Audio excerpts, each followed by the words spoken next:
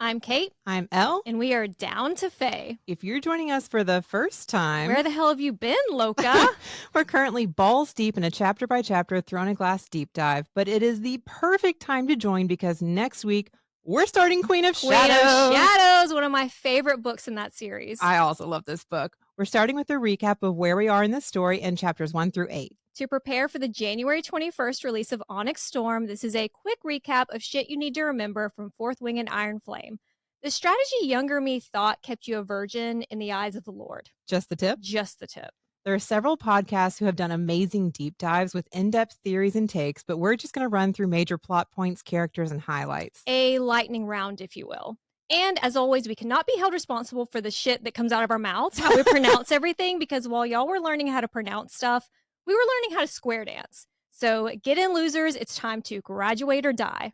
Before we get into the world building of the Empyrean series, let's talk about the prologue, which I honestly didn't even notice the first few times I read it because I read it on my Kindle and it just started on chapter 1. I know, and I was talking about it and you were like, the what? I didn't even notice it was Jacinia, like, damn.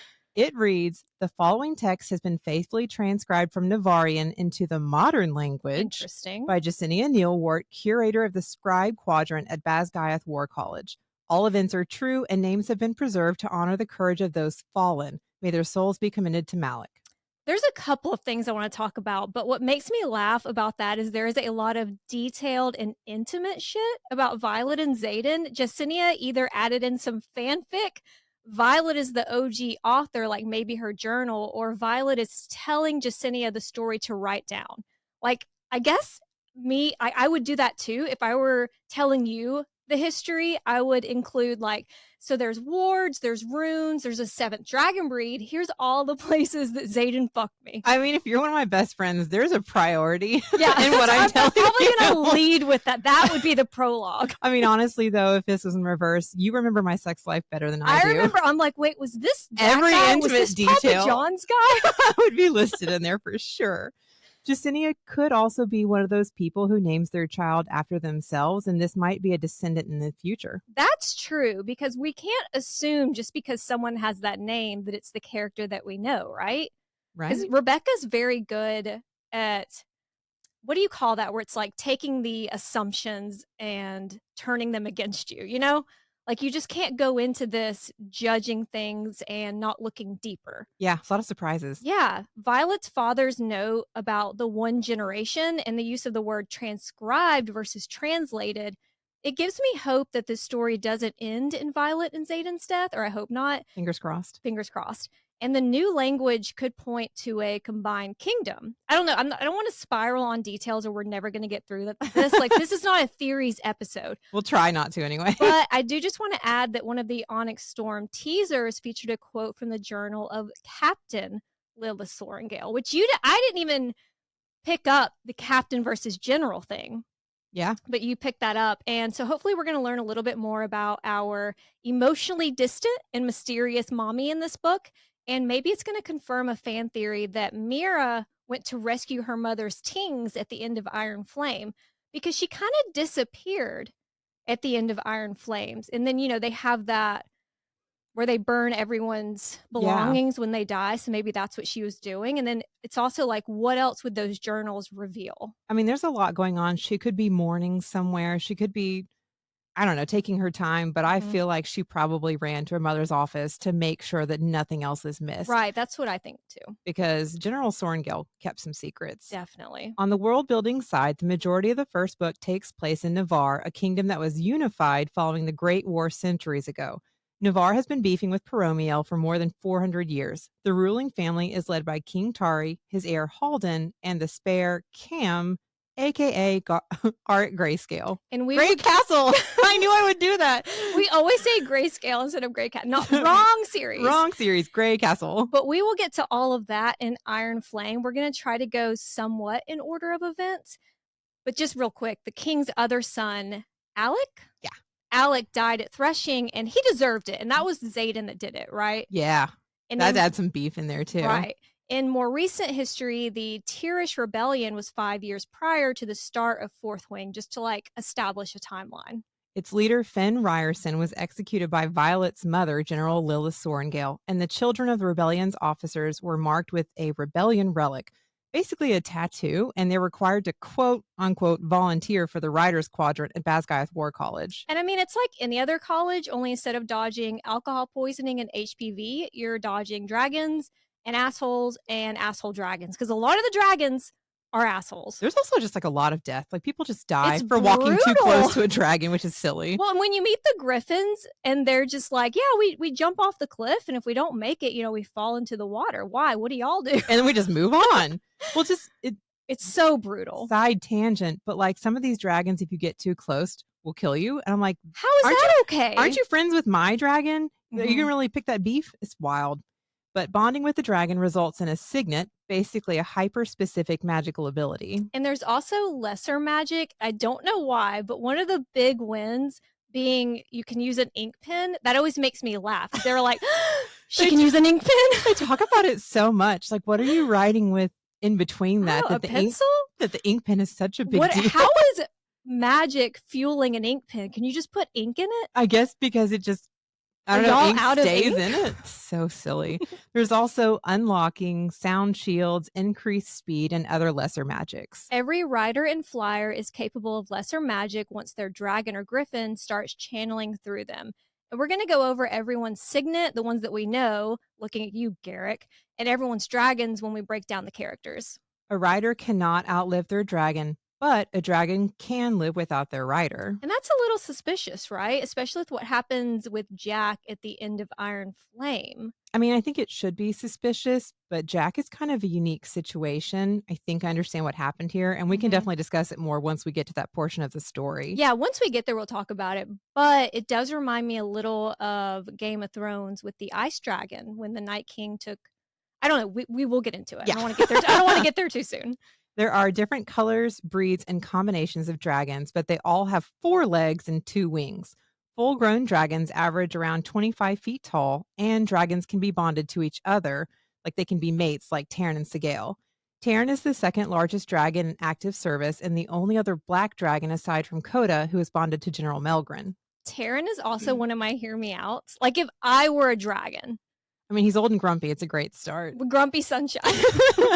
He's a little over 100 years old, and he nearly died when his previous rider, Naelin, burned out saving Brennan Sorrengail. After that, he refused to bond for 5 years. And there has got to be more to that story. Yeah. That whole thing is very weird.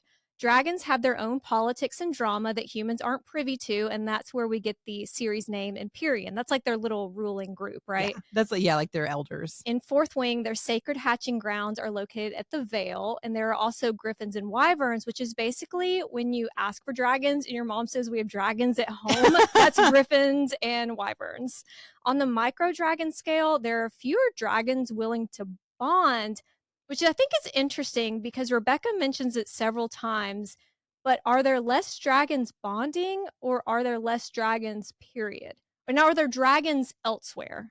I mean, I feel like it's clear the dragons know something that we don't. Yeah. But yeah, since they never get to leave their borders, are there dragons elsewhere? Like just wild dragons out there? Our FMC Violet is the 20-year-old daughter of high-ranking General Lilith Sorrengail and her unnamed scribe father, who died like a year ago after experiencing chest pains. Unnamed characters is very SJM. It's triggering. Lilith's signet is storm wielding, and her dragon is Imser. Violet is born a little bit more on the frail side. Her symptoms are described very similarly to EDS, which is this is pronounced several different ways, but I think Ehlers-Danlos syndrome, which actually Rebecca Yarros and her children have. The syndrome affects the connective tissue in your body, causing joints to be less stable, which makes them able to be hyperextended or dislocated more easily. It also causes extreme tiredness and some dizziness. So that's the easiest way to kind of sum up Violet's condition. Well, and it also it makes it more understandable Dane's initial reaction to her being well, she's been raised to be a scribe like her father her whole life. Mhm. A lot of it based on her assumed physical frailties. Right. So when she's suddenly going to be a writer, that changes everything. Being Yeah. a writer is very hard on your body for a lot of reasons. She's also described as having unique hair. The color is brown and then it fades to silver at the ends. And her mother was sick with a fever while she was pregnant, and it's believed that that contributed to Violet's look and her condition. That also adds questions, and we're not going to get into theories about Lilith being No. Venom or her husband being Venom or anyone being attacked by Venom when she was pregnant. But if we were going to get into it, we would talk about what's the real reason Lilith decided it was somehow safer for Violet to be a writer versus a scribe. And when Lilith learns Violet was stabbed by a poisoned dagger and that she lived, she says something like, "You're more like me than I thought." We're not going to get into all of that, but it's a line that's always stuck out to me. And I guess she just means that you're tougher than I thought. But I also have spiraled over that line a little bit. Well, I mean, like, plenty of them get stabbed even in just like war games and training. So the way that she says it, you're almost like, does that mean something more about something that Yeah. happened to you? More questions. Violet planned to become a scribe, like we said before, like her father, but her ass ended up on the parapet on conscription day. And then, fortunately for her, she gets bonded to two dragons, Taryn, our large black dragon, and Andarna, and then her signet is lightning. Violet has fucked two men prior to Xaden. I don't know why that's important unless maybe it's a character. One of them is a character we've met, like maybe a prince. But all you need to know is her second signet probably isn't squirting.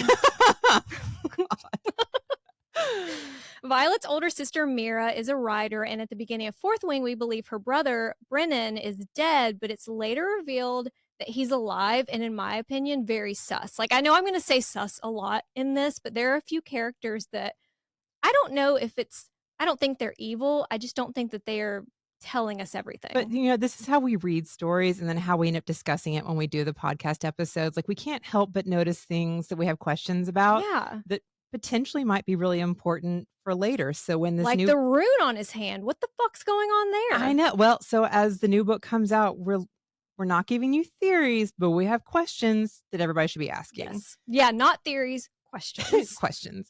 Mira's signet is manifesting wards, and she can therefore help to shield and extend wards.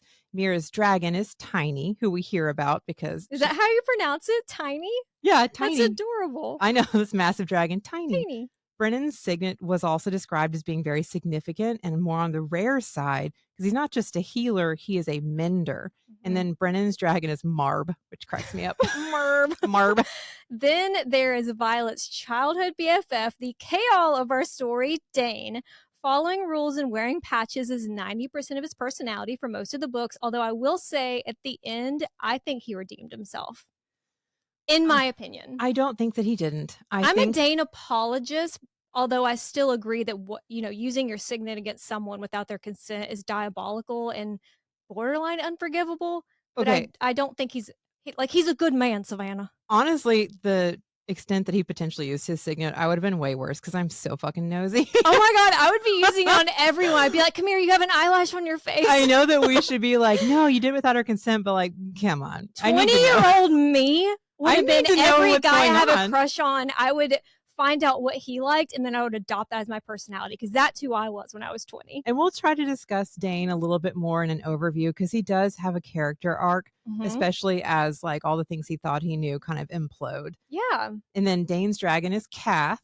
Dane is a second year writer. He is their squad leader, and he has a signet that is retrocognition, which means that he can see a person's recent memories by touching their face. And then in Iron Flame, we see that he's able to go farther back than recent memories, but And it's I don't know if that's because he can keyword search. And I mean, if he can like control F yeah. and look for specific things. Well, it's unclear if maybe he's been developing his signet further under Varish or because Violet offered up the memory at Athbean, he's then able to like take that and run with it. Yeah. Not quite sure. He will hopefully get more information. So he's not intrinsic though, because he has to touch, but being intrinsic means that you can read minds and without touch, and it's a death sentence. And if you go back, Dane stays touching her face very Ugh. early on. So I wonder if that accidental first time was like all the way in chapter. It's like 2 or 3 very early on. Because he say the first time was an accident?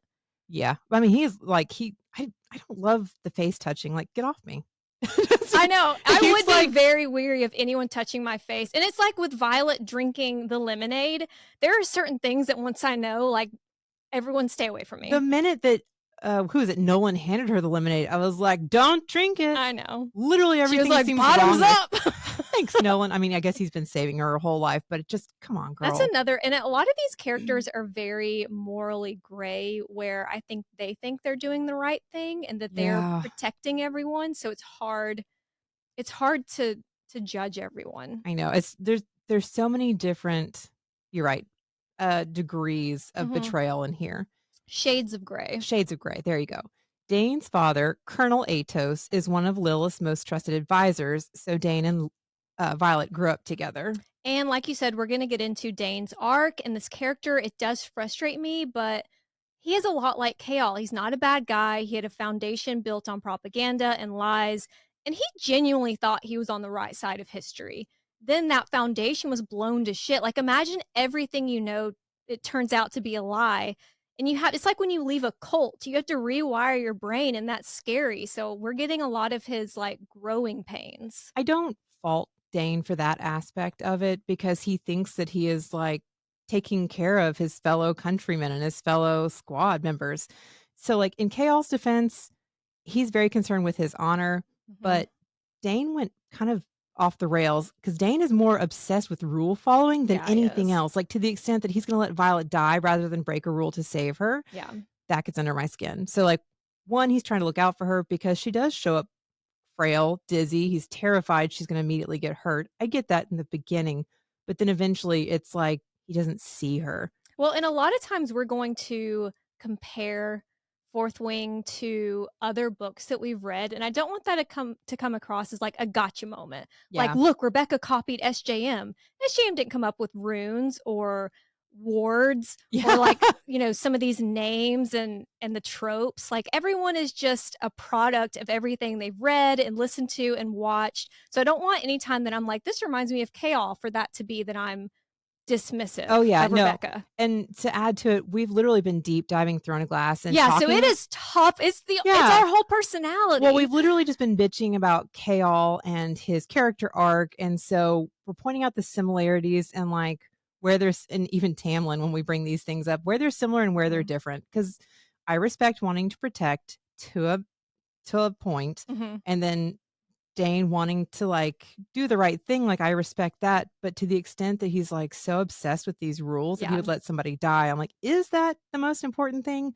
That's where he kinda loses me. Well, we would have sex with all of them. That's what they all have in common. I don't know. I would have sex with Kale before I'd have sex with Dane, Oh my so god, really? oh god, the way Dane's obsessed with the rules, I'm like, "Okay, I nerd. I bet need you to go I away." bet he fucks. I don't know. I feel like he'd be Rebecca, I feel like he'd be DM us, very let us know if Dane fucks. he'd be very vanilla because he's like, "No, I have to do just this. Turn the lights This is off. what you're supposed to do." I'm on top. You know what? Honestly, be on top, turn the lights off. That's ideal.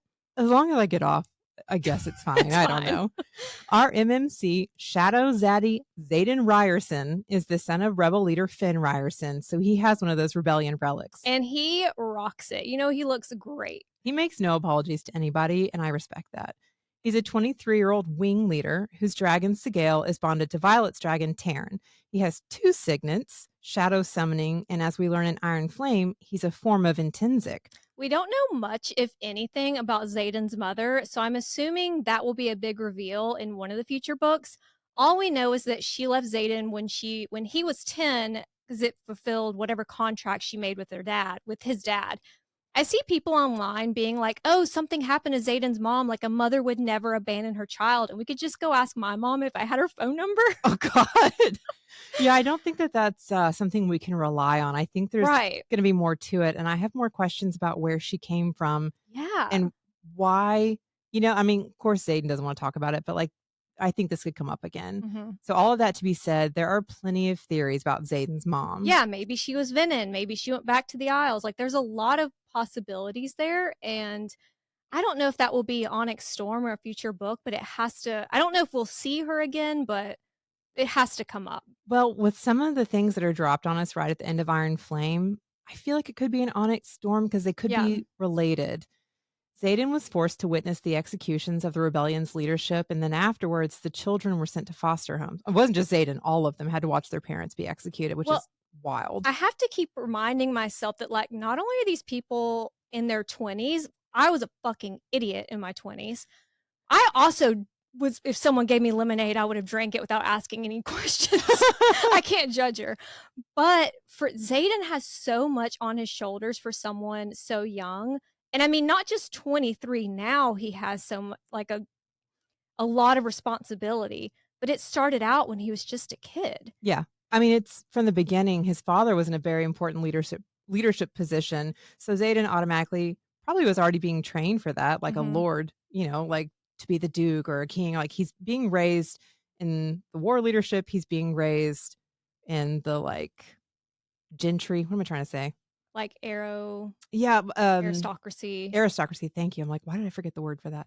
But so he's got so many things he's already been led for, and then he had to stand and watch all of and he's the oldest. He's watching all of these adults they've trusted Mhm. be executed. He automatically takes on responsibility for all these, and there's 107 of Yeah. the children. That's a lot. Zayden has taken on a lot of responsibility very young, which And is impressive. It says a lot about him. And we'll get into, you know, their their trust issues, Violet and Xaden, but I do have to say, I understand him holding back a lot because so many lives were on the line for Xaden. Like, he was responsible, like you were just saying, for 107. And so, of course, he wasn't automatically opening up about everything. And it did get to a point where you're like, all right, tell her what the fucking weaving knots book means. But it is, I understand. Yes. I mean, and then as the story progresses and like at the end of Fourth Wing and getting into Iron Flame, we learn that it's not just 107 children, like marked children.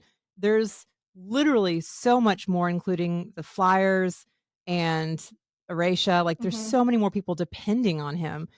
And some of those things that he can't share, like, are pretty obvious, like why he can't. And the fact that Right. Violet gets mad is, I don't know. I mean, I would too. I'm very curious and I would wanna know too, but I also I get both sides. I guess the problem is that well, and I know we'll get into this to an extent without devolving the whole conversation because that drove me nuts reading it is Mhm. how often Violet got pissed. Some of it, she should have probably been told that been engaged and there were other things. Yeah. But like to Zayden, it's not important. So it didn't occur to him to tell her. But she also doesn't ask many questions. I ask so many I have questions. I'd be like, so "What many about this?" fucking questions. Like she doesn't even know where the line is. Yeah. Like he would have told you a lot more if you'd asked. But She's like, some of those questions, how would you know to ask? I know. Well, but like that's the thing is if you were asking questions about him, you could have eventually gotten information that led you to more questions, but she Yeah. didn't really do that either. Yeah. So, you know, we digress. Yeah, those are our big 3, Violet, Xaden, and Dane, and their trauma. Those are the major players. On the found family side, Violet meets her BFF Rhiannon Matthias, Sawyer, and then our comic relief Riddick in her quadrant.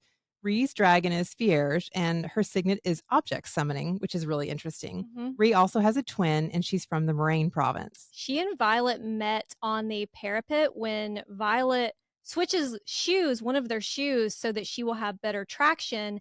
And then later, Rhea is promoted to squad leader in Iron Flame after Dane is moved up to wing leader. Although I have to say, wing leader doesn't hit as much for Dane. It's When not they the say same. it, I'm like, nope, it's not working. Especially when he's trying to like make speeches and Violet's like, it's not Ugh. it. Well, the go get the wing. Should I go get the wing leader? It just doesn't work for Dane. Yeah. And then Sawyer is that guy who was held back in school and then he gets his driver's license first. And everyone's like, why does that kid have a beard?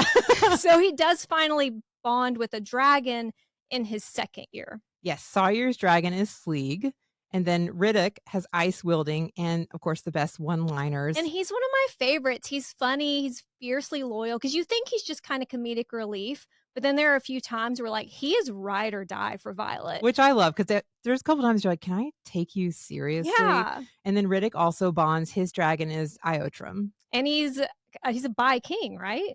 I think They so. all seem to be very fluid, which I I'll say love. everybody seems to be just very Like, sexual. yes, let's Like, all bump pocketbooks. oh, we were just having a celebration tonight. Let's move on to the next. Like, okay, guys. Violet knows that Jacinia from her time studying to be a scribe. And back to the opening paragraph of the book, Jacinia's LinkedIn will one day list curator of the scribe quadrant. Or like someone that's descended from her, but I'm assuming that it's actually her. I feel like it's probably her. I feel like once this all comes to an end, would be Mhm. immediately like fully documenting Yeah. everything. Jacinia is deaf and she uses sign language to communicate. So thank God Sawyer didn't lose his hands. Zayden's found family includes Liam, R.I.P., Garrick, Imogen, and his actual family, it's Bodhi, but my mind says body, and then I'm like, body, yada, yada, yada. So that's how I'm going to refer to him as body, Body, yada, yada, yada. yada. They all have rebellion relics, and also what they have in common is I would bump pocketbooks with all of them. Bump pocketbooks. Yeah. They all sound very sexy. Everyone is sexy. Everyone is a trouble. Where are the Uggos? I guess they fall off the This is parapet. why they all fuck so much. Like, duh. Liam Mari is a first year like Violet, but he grew up with Xaden after they were sent to the same foster family. Liam's dragon, Day, dies at the end of book 1, and so Liam dies, but it's not the last that we see of the character. And we will meet his sister Sloane in Iron Flame. Imogen is the name of another badass woman in Throne of Glass, but she and Garrick are part of Xaden's little circle jerk, and Imogen's signet is Recent Memory Erasure, which comes in clutch in the book 2 heist.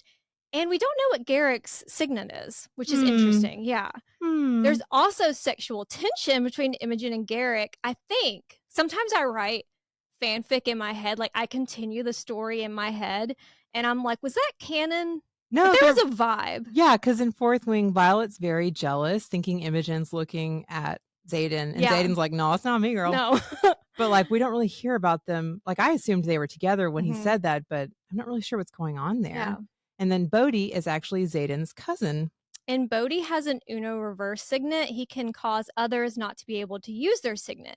It's pointed out approximately 200 times that he looks a lot like Xaden. So I wonder if they're going to have to use Bodhi as a stunt double to hide not enough visine in the world Xaden. Like, is he going to be Ooh. pulled? Like, why was that pointed out so much? Either Violet's going to have to fuck him, Hate that for her. or it's because they're going to use him to distract from what's really I going don't know. on. It really was pointed out. I mean, a surely lot. the assembly would know if Bodhi walked in and was like, "What's up? I'm Xaden."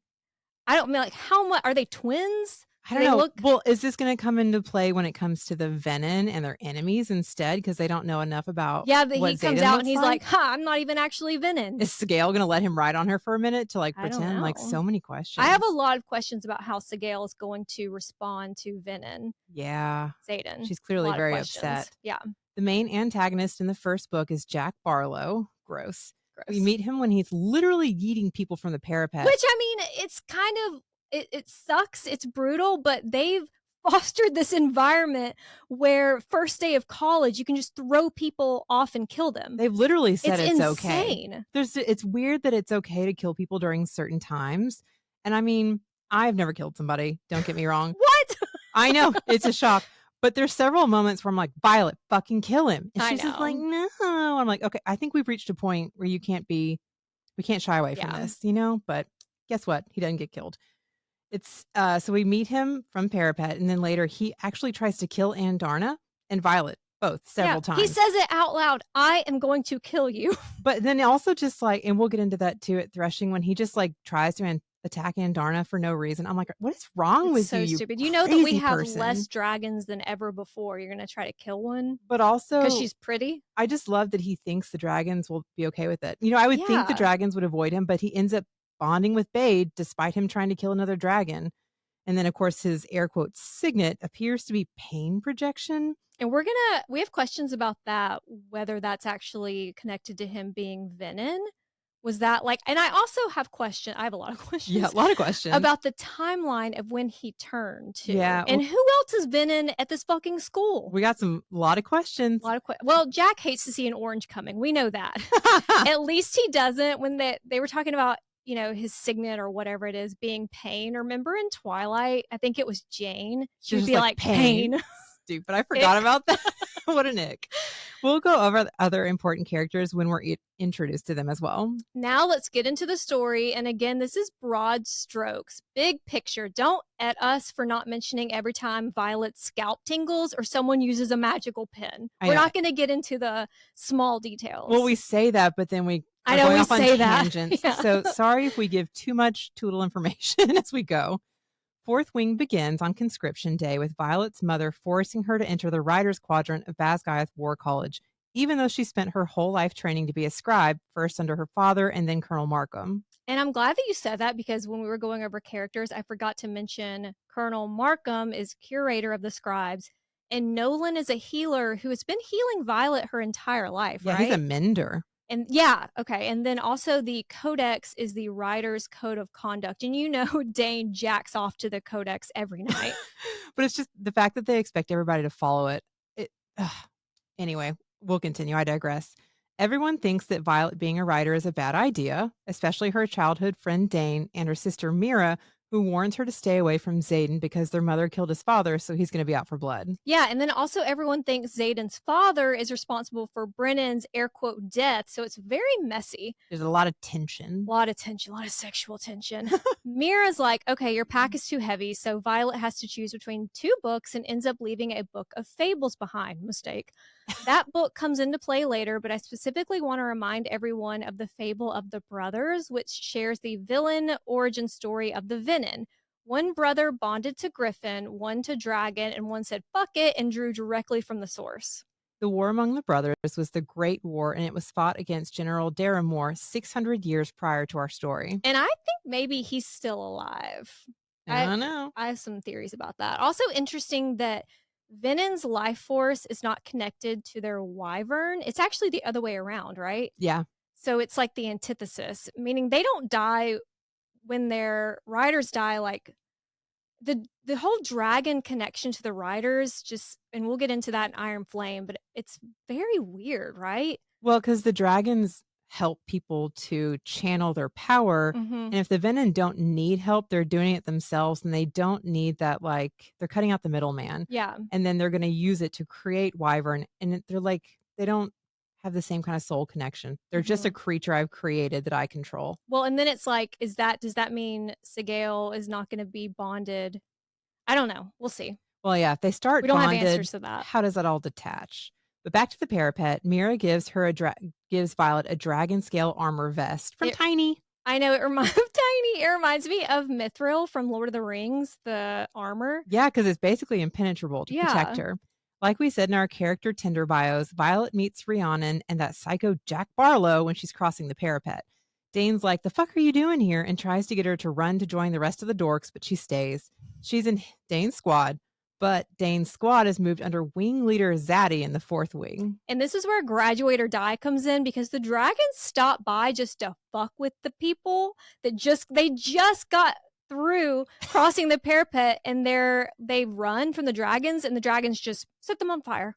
I mean, Griffins would never. Griffins would never. And this is not in Dane's defense because I agree that using his signet on Violet without her consent or knowledge is diabolical, but just like hypothetical. Imagine I came up to you and I said, hey, I've been drafted to be a Navy SEAL. Not that I signed up after doing a pull up outside of a grocery store or whatever they do, but that I was drafted. Would you be like, yes, girl, go be all that you can be. You're going to kill it. Or would you be like, oh my God, Kate, you can't parallel park. What are you going to do? How are we going to get you out of this? That's how I like it's the initial gut reaction of Dane. That's how I'm looking at it. I mean, that makes sense because initially I'd be like, oh shit, what are we going to do? But when you can't get out of it, I'd be like, okay, we got to find a way to get you through this. And Dane just is like, nope, nope, nope. Gonna force you out somehow. But Dane knows about Violet's condition. He knows that until 6 months ago, she's only trained to be a scribe. Eventually, like you said, he needs to get over it and help her. But, and this might be controversial, I do understand his initial gut reaction. I mean, you're not wrong. Dane grew up with Violet, so he even knows how to set her shoulder because it's been dislocated so many times. She was dislocating her shoulder just from like playing around as a kid. Like imagine what she's going to have to go through as a rider. Now she's going to have to fight, do physical fighting. She's going to have to literally be able to climb a dragon, do like a running, like landing off of a dragon, like all these things that are going to be very painful and difficult for her joints. So I understand why he's just like, oh my God, you're fucked. I mean, he eventually had to get over it and start helping her to survive instead of holding her back. Sort of. But I do get it. Just that the first couple of chapters, I'm like, okay, I understand what he's saying. Yes. In the beginning, I do understand, but then I got very frustrated. Yes, very frustrated. Violet is a nerd and Rhiannon can fight, so they make a deal to help each other, and we get lots of training montages, history lessons, and battle briefs. And a lot of the questions posed in Battle Brief are answered in Iron Flame. So I'm not going to go over every, like, I wonder why Griffin attacks are ramping up because we do learn why. And we'll go into more details of that story in Iron Flame. Violet cheats on a lot of shit using Brennan's Lisa Diary Frank. Lisa Frank Diary. And she poisons people. So dietary restrictions hate to see her coming. And one night she sees some marked ones meeting, which is against the rules because when they gather in groups of 3 or more, General Melgren can't see the outcomes of battles. And you explained to me because it's something I had forgotten about why that is, about why they have the relics, the Yeah. why he can't see them and how, because I was like, did the dragon do that? Like, how did that Well, fuck up happen? so after all of their parents are executed, I think it's the same day, Melgren's dragon marks all of these children, which is insane. I Like, know, there's no they're just unity here. kids. They're doing it to punish the children. But when I guess I don't even know if it's flame, he like breathes on them to mark them. But when Melgren's dragon goes to mark them, all of the children are holding a protection rune, like a stone that was runed with a protection rune Okay. that was given to them by Liam's mother. So Melgren doesn't know, and Coda doesn't know they're holding this, but it backfires so that Melgren doesn't understand why. But because they're holding the protection rune when all this comes to them, it kind of gives different meaning to the relic than what Melgren's expecting. Okay. See, I had forgotten that, but that makes a lot more sense. Yeah, so when she's out there spying in this group, Xaden catches her as well, and we learn that he's a shadow daddy. Oh, we love a shadow daddy. It's also our first look at who Xaden really is. Like, he doesn't have to help the first year marked ones, but he's looking out for them. Actually, he does. I mean, he does, but he doesn't have to be like, I don't know. It seemed very. It's a different, so like we learn later that he has truly taken on responsibility for them. So like if Mhm. they're acting poorly, that would reflect poorly on him, but he is here trying to help them succeed and get through. So he doesn't have to do that. He's doing like taking the extra step to help them get by. Yeah, and we do learn more about like his deal with Lilith and everything. But he tells Dane Violet could use a little less protection, a little more instruction, which is very So smart. true. And somehow Dane takes that to mean talking to Markham about Violet joining the scribes. Like a lot of this book is Xaden believing in Violet and Dane doubting her. I do think some of that comes from the fact that Xaden is not as bonded to her in the beginning. So he's like, whatever, dude. Like, I don't care if she's in pain, get her through it. Yeah. Which I think later on, when he's a lot more like bonded to her, it would be much harder for him. Hmm. But again, it reminds me of Reese looking out for Feyre in Yeah. that he's just like, even under the mountain, like getting her through and trying to Hmm. help her like succeed. The next big event in the book is the Gauntlet, which is. Actually, sorry. No, go ahead. That's a very good comparison because it's the way Tamlin coddled and babied Feyre, and then Reese like put. We were not going to count Silver Flames Reese. We won't go into that, but yeah, that he pushed her. Well, and it's not like Tamlin was a bad guy. Tamlin was terrified for her and trying not to draw He had attention to his her. own PTSD. Everyone had their own PTSD. Yeah, but the way that he handled the situation in comparison with Reese, like, I don't know, it was so hopeless. And Reese is Yeah. like, okay, let's not give up yet. What else can we do? Which is kind of like Xaden. He's like, no, no, no, no. Yeah. What can we do for It's her? We happening have no to get matter through what. this. We have to help her. So the next big event in the book is the Gauntlet, which is like a series of competitions from that show, The Challenge. I would die. I would so literally quickly. die. I'm afraid of heights. I'd have to climb up one section, be like, nope, I can't move. Nope. I can't even Come get me. started. That's it. Just a couple of notes about the Gauntlet. I love that Riddick goes for comic relief to standing up for He Violet. stands on business. I mean, because like you kind of think that he's a little bit of a joke and you're not Yeah. sure what to happen, but he's like, no, no, no, hold on a second. I love that Liam was the fastest Mhm. and Violet wasn't the slowest, even with her penalty. Yeah, take that, Amber, you fucking cunt. Fucking Amber.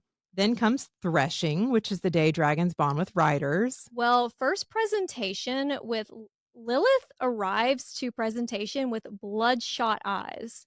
Is she just tired? Questionable. Questionable. There was another time in the book, I can't remember now if it was, I think it was in Fourth Wing, when Violet mentions that one time when she was little, she like was upset that her mom might be Venom because she had been reading her fables and her mom came home with, like, really bloodshot eyes because she hadn't been sleeping or Mhm. something, and she was, like, screaming, terrified of her mom. And I'm like, that I don't feels like remember that. yeah, it was like she and, I think Rhiannon are just talking about the fables in general because Mhm. Rhiannon's like, "Oh, yeah, they used to use venom to scare us to behaving as children," and Right. then she's just telling her a story about it, but I think that that says a lot more than we realize Yeah. from her childhood. So, after presentation, we have threshing, and threshing is like dragon speed dating. It really is, but very dangerous. Like, if you went on speed dating and a guy doesn't choose you and he gets to shoot you in the face, basically.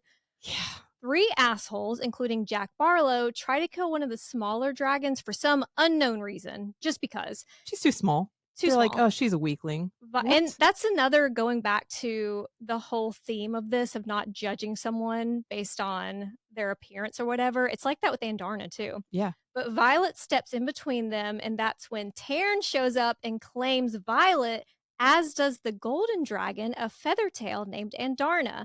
Violet immediately falls off Taryn, and he's like, "Girl, you are making us look bad." And all hell breaks loose when everyone learns that Violet has bonded 2 dragons, but that's Empyrean business. There are so many times where the people are freaking out and the dragons are like, "It doesn't matter what you think. Like, Yeah, this is dragons dragon yeah, business." humans don't tell dragons what to do. Yeah. Like we said earlier, Taryn is Xaden's dragon's mate, and mated dragons can't be apart too long. So we've got a little forced proximity for Violet and Xaden. Also, this is when Dane tries to kiss her when the Empyrean stands on business, but she gets the ick immediately. So it's like, how bad of a kisser is Dane? It's so gross though because Dane walks up and immediately is like, "You have to give up one of your dragons," and he's trying to Right. make Instead of being like, fuck yeah, you got 2 dragons. I mean, he's literally trying to make her less. That's Yes. it. There's nothing supportive about this. There's nothing protective. He is making Violet less. And He would that's he would be the guy that's like, there are no high ladies. I mean, fuck that guy. This isn't about you. And immediately when he does that and then Yeah. tries to kiss her, absolute ick. Yeah. Also, you don't tell dragons what to do. Mhm. But like you were saying, we start seeing the contrast between Dane Yes. and Xaden. Dane tries to quote protect Violet by holding her back, allegedly, while Xaden pushes her to train, as does Imogen, who starts sparring with Violet.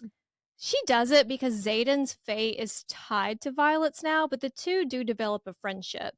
At flight lessons, Violet is struggling to stay on Tarn too, but he makes himself ADA friendly, which is very undragon like. Like everything he does with her is not like your usual dragon human It's bond. weird because other dragons we see are on their like second or third bond with a Mhm. rider. And like we hear about riders randomly dying and we don't hear about the dragons losing their minds.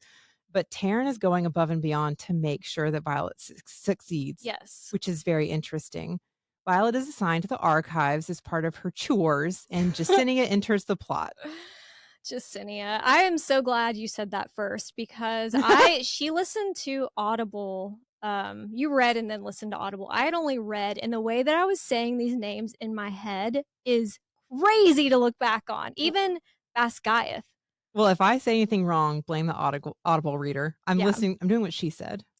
One night, Taryn wakes Violet up in the middle of the night, right as a group of unbonded assholes try to kill her, which they're let in by Amber, right? Hmm. But Violet stops time thanks to Andarna, then Xaddy runs in and saves the day. Andarna, being a feathertail, has to be kept secret because humans would definitely hunt feathertails down and use their magic if they knew. So no one knew up until this point that they had that magic that could pass on to the human. Well, and nobody knows that feather tails are actually just baby dragons. They've Mhm. been working very hard to keep that secret. And because baby dragons are not full grown, instead of helping to channel magic, they just give it to you to share. Yeah. So that's a So they huge can secret. burn out really quickly because Yeah. it's not. Well, they're just giving it to you. They're not even helping you to channel. So like she could Violet could definitely have taken more from Andarna. It's a Yeah. very fragile position to be in. And it's a Mhm. big secret because again, like you're saying, people would definitely hunt them down to try to People like steal that. Varish for sure. Gross. One of the students, Amber, who is a wing leader, that bitch, is the one that Bitch. unlocked the door to let everybody in, and she's to fuck Dane. Let's not forget that. Amber gets away. She basically opens the door and then runs away like a little bitch. What a little bitch. And then Dane has the audacity to believe Amber's lies over Violet's truth about that night. So the rift between Dane and Violet gets even bigger. Yeah, in a couple of important moments, Xaden assigns Liam to Violet duty. Marked ones are only allowed to join the Riders Quadrant. You go back to their volunteering, but they can't be in any of the other like Yeah, scribes because or they won't draft you into the yeah. writer. That's the only area you won't be drafted in unless you're marked. You basically have to. Yes, and then we see someone's intrinsic signet manifest in a very public way, and we're introduced to Professor Carr as he murders the cadet, and Carr is the one teaching cadets how to use their signets at this point. I mean, it's interesting because we've seen so many stories with mind readers Mhm. and the way that this person like just freaks out over the mind. I don't know if I would have a meltdown over that. Like, Headcanon is Xaden was trying to talk to him and be like, "Fucking stop. yeah, You're gonna get potentially. yourself killed," but he was just I think that this is such a dated reference. There is a Buffy the Vampire Slayer episode where she's cut by a demon, and so she develops some of the demon's abilities, and she can hear everybody's thoughts, and it literally is driving her insane because she can't tune them out, and she hears everyone's thoughts. Yeah. I And mean, I wonder if it's something like that. it would be very loud for it to happen all at once. And if you're terrified and don't know what's happening, especially if you know that people intrinsics are killed immediately, I would be freaking out for my life. But I don't know, I think I would run somewhere quiet instead of just melting down in the courtyard. The whole thing is kind of wild the way it just happens and the situation implodes. Yeah. But also, Xaden, he's got one of his signets is a form of being an intrinsic. He Mhm. can like suss out people's intentions and some of their feelings related to those intentions versus just reading their minds. But that moment when Carr immediately goes and kills that guy had to have been very stressful for Xaden to watch Yeah. because it's going to always be in the back of his mind that if anybody knows, he's dead. But who gives a shit because one night Violet is overwhelmed with Taryn getting that dragon ussy, and she and Xaden have their first kiss, and I was so moved. I had tears running down my legs. Imagine if Andarna mates with a dragon and Violet is getting hit with dragon ussy from like every direction. Oh god. Like, have you thought about that? If Andarna mates, then Violet would be connected to someone else the way she's connected to Xaden. Yeah, well, maybe we're gonna hold on. Maybe this is what's coming in Onyx Storm, and we're gonna have our third. Like maybe We there's do need more of a triangle because Dane, it was never really a triangle. Like that was so early on that she she got an kissed him ick and from got their the ick. kiss. So Yeah, like there has that's to be someone else. especially if I know I don't want to do this to Zayden, but if he's gonna have a really tough time, Violet needs somebody else. I'm just saying. Well, if Bodhi has to take over for Xaden, I mean, he's gonna have to take over Yes. everything. Take over all of the He's gonna have to responsibilities. go method in his character of Xaden. That's so funny. Well, that could be a very potential spicy situation coming Yeah. our way. So I'll keep my fingers crossed. Xaden takes over Violet's training and shit is getting tense. Sexually tense, but also just tense because Violet is like last to get her signet, so girl is stressed. Yeah, it's like all the powers kind of like building up without a Yeah. release. Violet's squad wins a trip to war, Woo! which Xaden tags along to, and there she sees her sister Mira. It's during this trip that Xaden reveals he can talk to Violet in his mind, and Mira gives Violet that book of fables back before the outpost is attacked by griffins, which, like we said earlier, is dragons you ordered on Temu. They're Yeah. very silly looking. If you ever Google imaged griffin, No, they're so cool. they're cute. I They're mean, silly. they're cute. They're not the same thing as It's kind of dragons, though. Frankenstein of different animals. Yeah, it's a weird, unexpected combination. Griffins are half eagle, half lion, and they can channel powers to flyers. So they have riders versus flyers. Wait, which half is eagle? Is top eagle and bottom? No, it would have Their to face, I think I'm thinking of Buckbeak from Harry Potter, okay. where he has an eagle face and wings, and then the Has a body lot of manners. is more like a lion. Okay. But even then, Buckbeak, anyway, something like that, I think. What was I just saying? Oh, they can channel powers to flyers. So griffins have flyers and then dragons have riders, Mhm. but they can't power wards and they always forget to take their altitude sickness meds. So there's a limit to how high they can fly. Mhm. They also can't wield within the wards. Griffins fly in groups of 7 or less called drifts. And then our dragons tend to fly in groups of 5, and those are called riots. And we'll learn more about them and their flyers later. Well, and you saying that they can't go up high is why there are places without wards. because they're assuming that, like, oh, griffins can't go this high because they didn't know about wyverns, or they did and they're like in denial. Or they don't give credit to the fact that the griffins could climb a path and Yeah. eventually make it. I don't know. They do freak out when they go on hikes up high, Yes. though. Also, just to note, Imogen is MIA during this because she is on a secret weapons run. Yeah. Don't we learn that later? Yeah, I think so. And Xaden and Dane have some major stare-offs, and I was kicking my feet and giggling when Xaden has to distract Violet so that Taryn can curbside pick her up, and he does it by kissing her. God, she was such a I love baby in that. that moment, I though. know.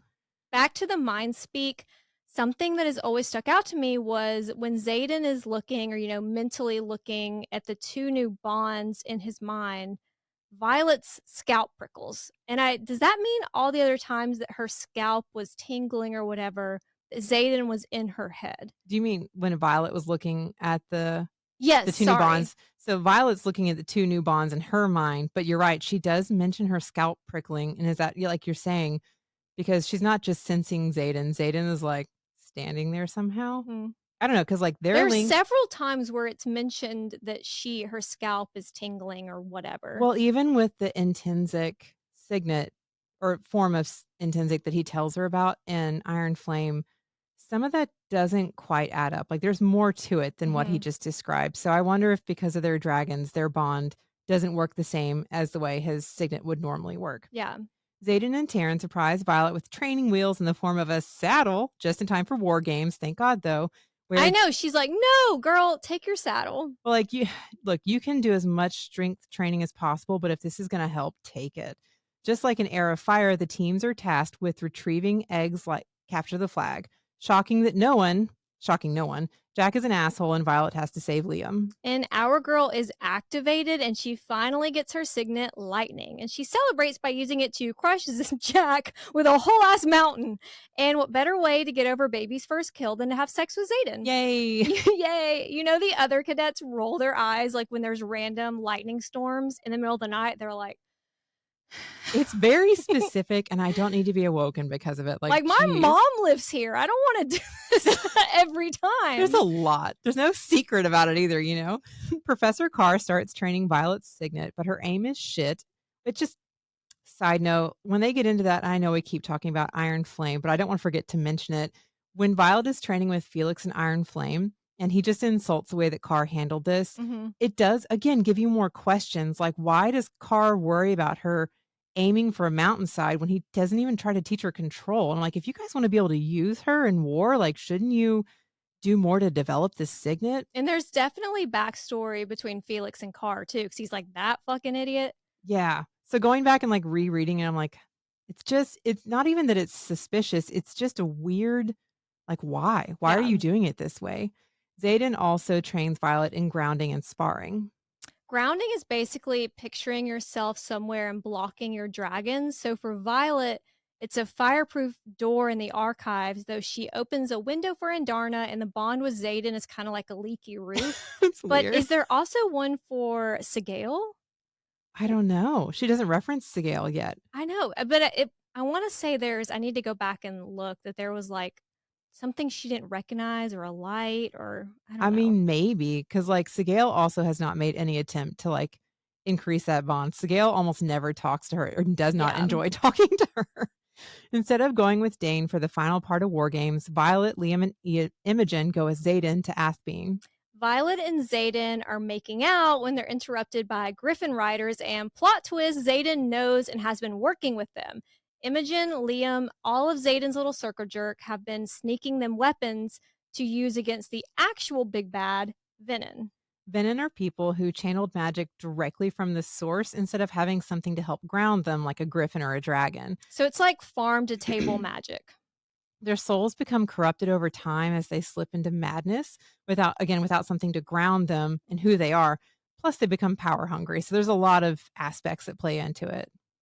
They usually dress like off-duty magicians though with blue or purple robes and they have red veins everywhere that we can see. We have yet to see one of their dicks, so cannot confirm Ugh. everywhere.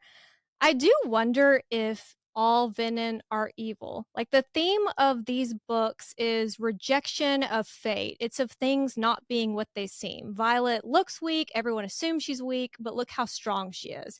Like imagine if we judged the marked ones just because of who their parents were without getting to know them and before we knew the full story. Same with flyers and people living outside of the wards.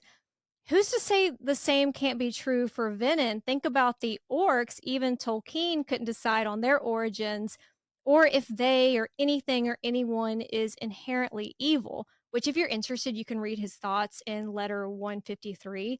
But we see more moral ambiguity with the orcs in Rings of Power, like they have their families. So could there be Venom out there who, for whatever reason, they had no choice but to draw from the ground? Like maybe they were saving someone they loved, like Xaden. Xaden's probably not the first one that was backed into a corner and had to draw power from the ground. Like maybe it's even characters we've met or we've heard about.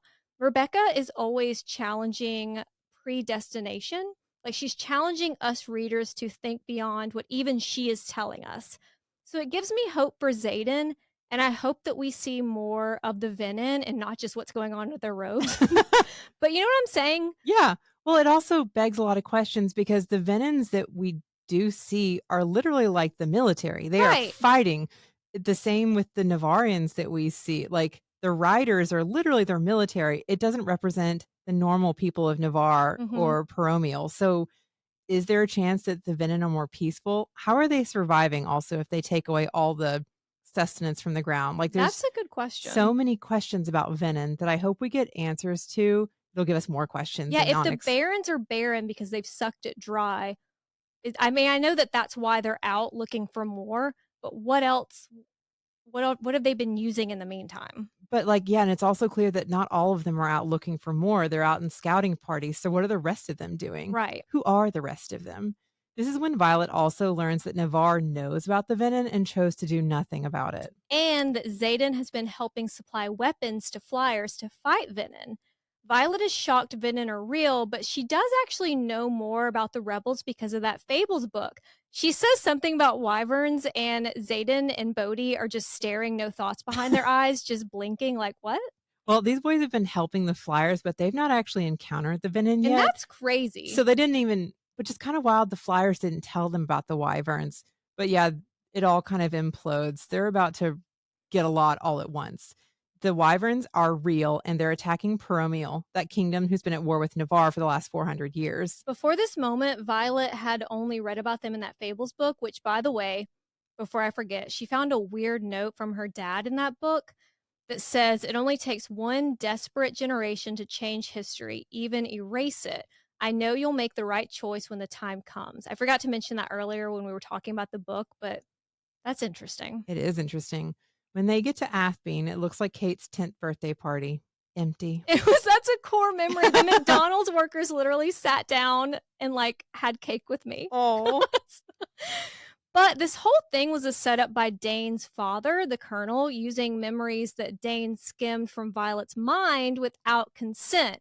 It's basically abandon resin or continue with war games. So really it's choose between the rebellion and Navarre. Like This whole setup. he intentionally set them up, which of course bites him in the ass later because he Yes. cleared out the shoot, not the fortress, what's what I'm looking for. Outpost. Thank you.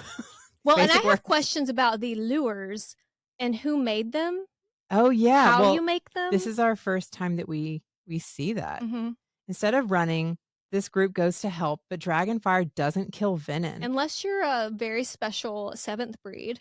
Maybe only weapons made from alloy like the ones Aiden gave Violet. During the fight, Liam's dragon dies, so he dies too. RIP. We loved him. I did cry during the scene pretty Did hard. I was you? like, no. And Violet discovers she can kill Wyvern and Venom with her lightning. Basically, you can take out multiple Wyvern by killing the Venom that created them. So, kind of like reverse of dragons, you know?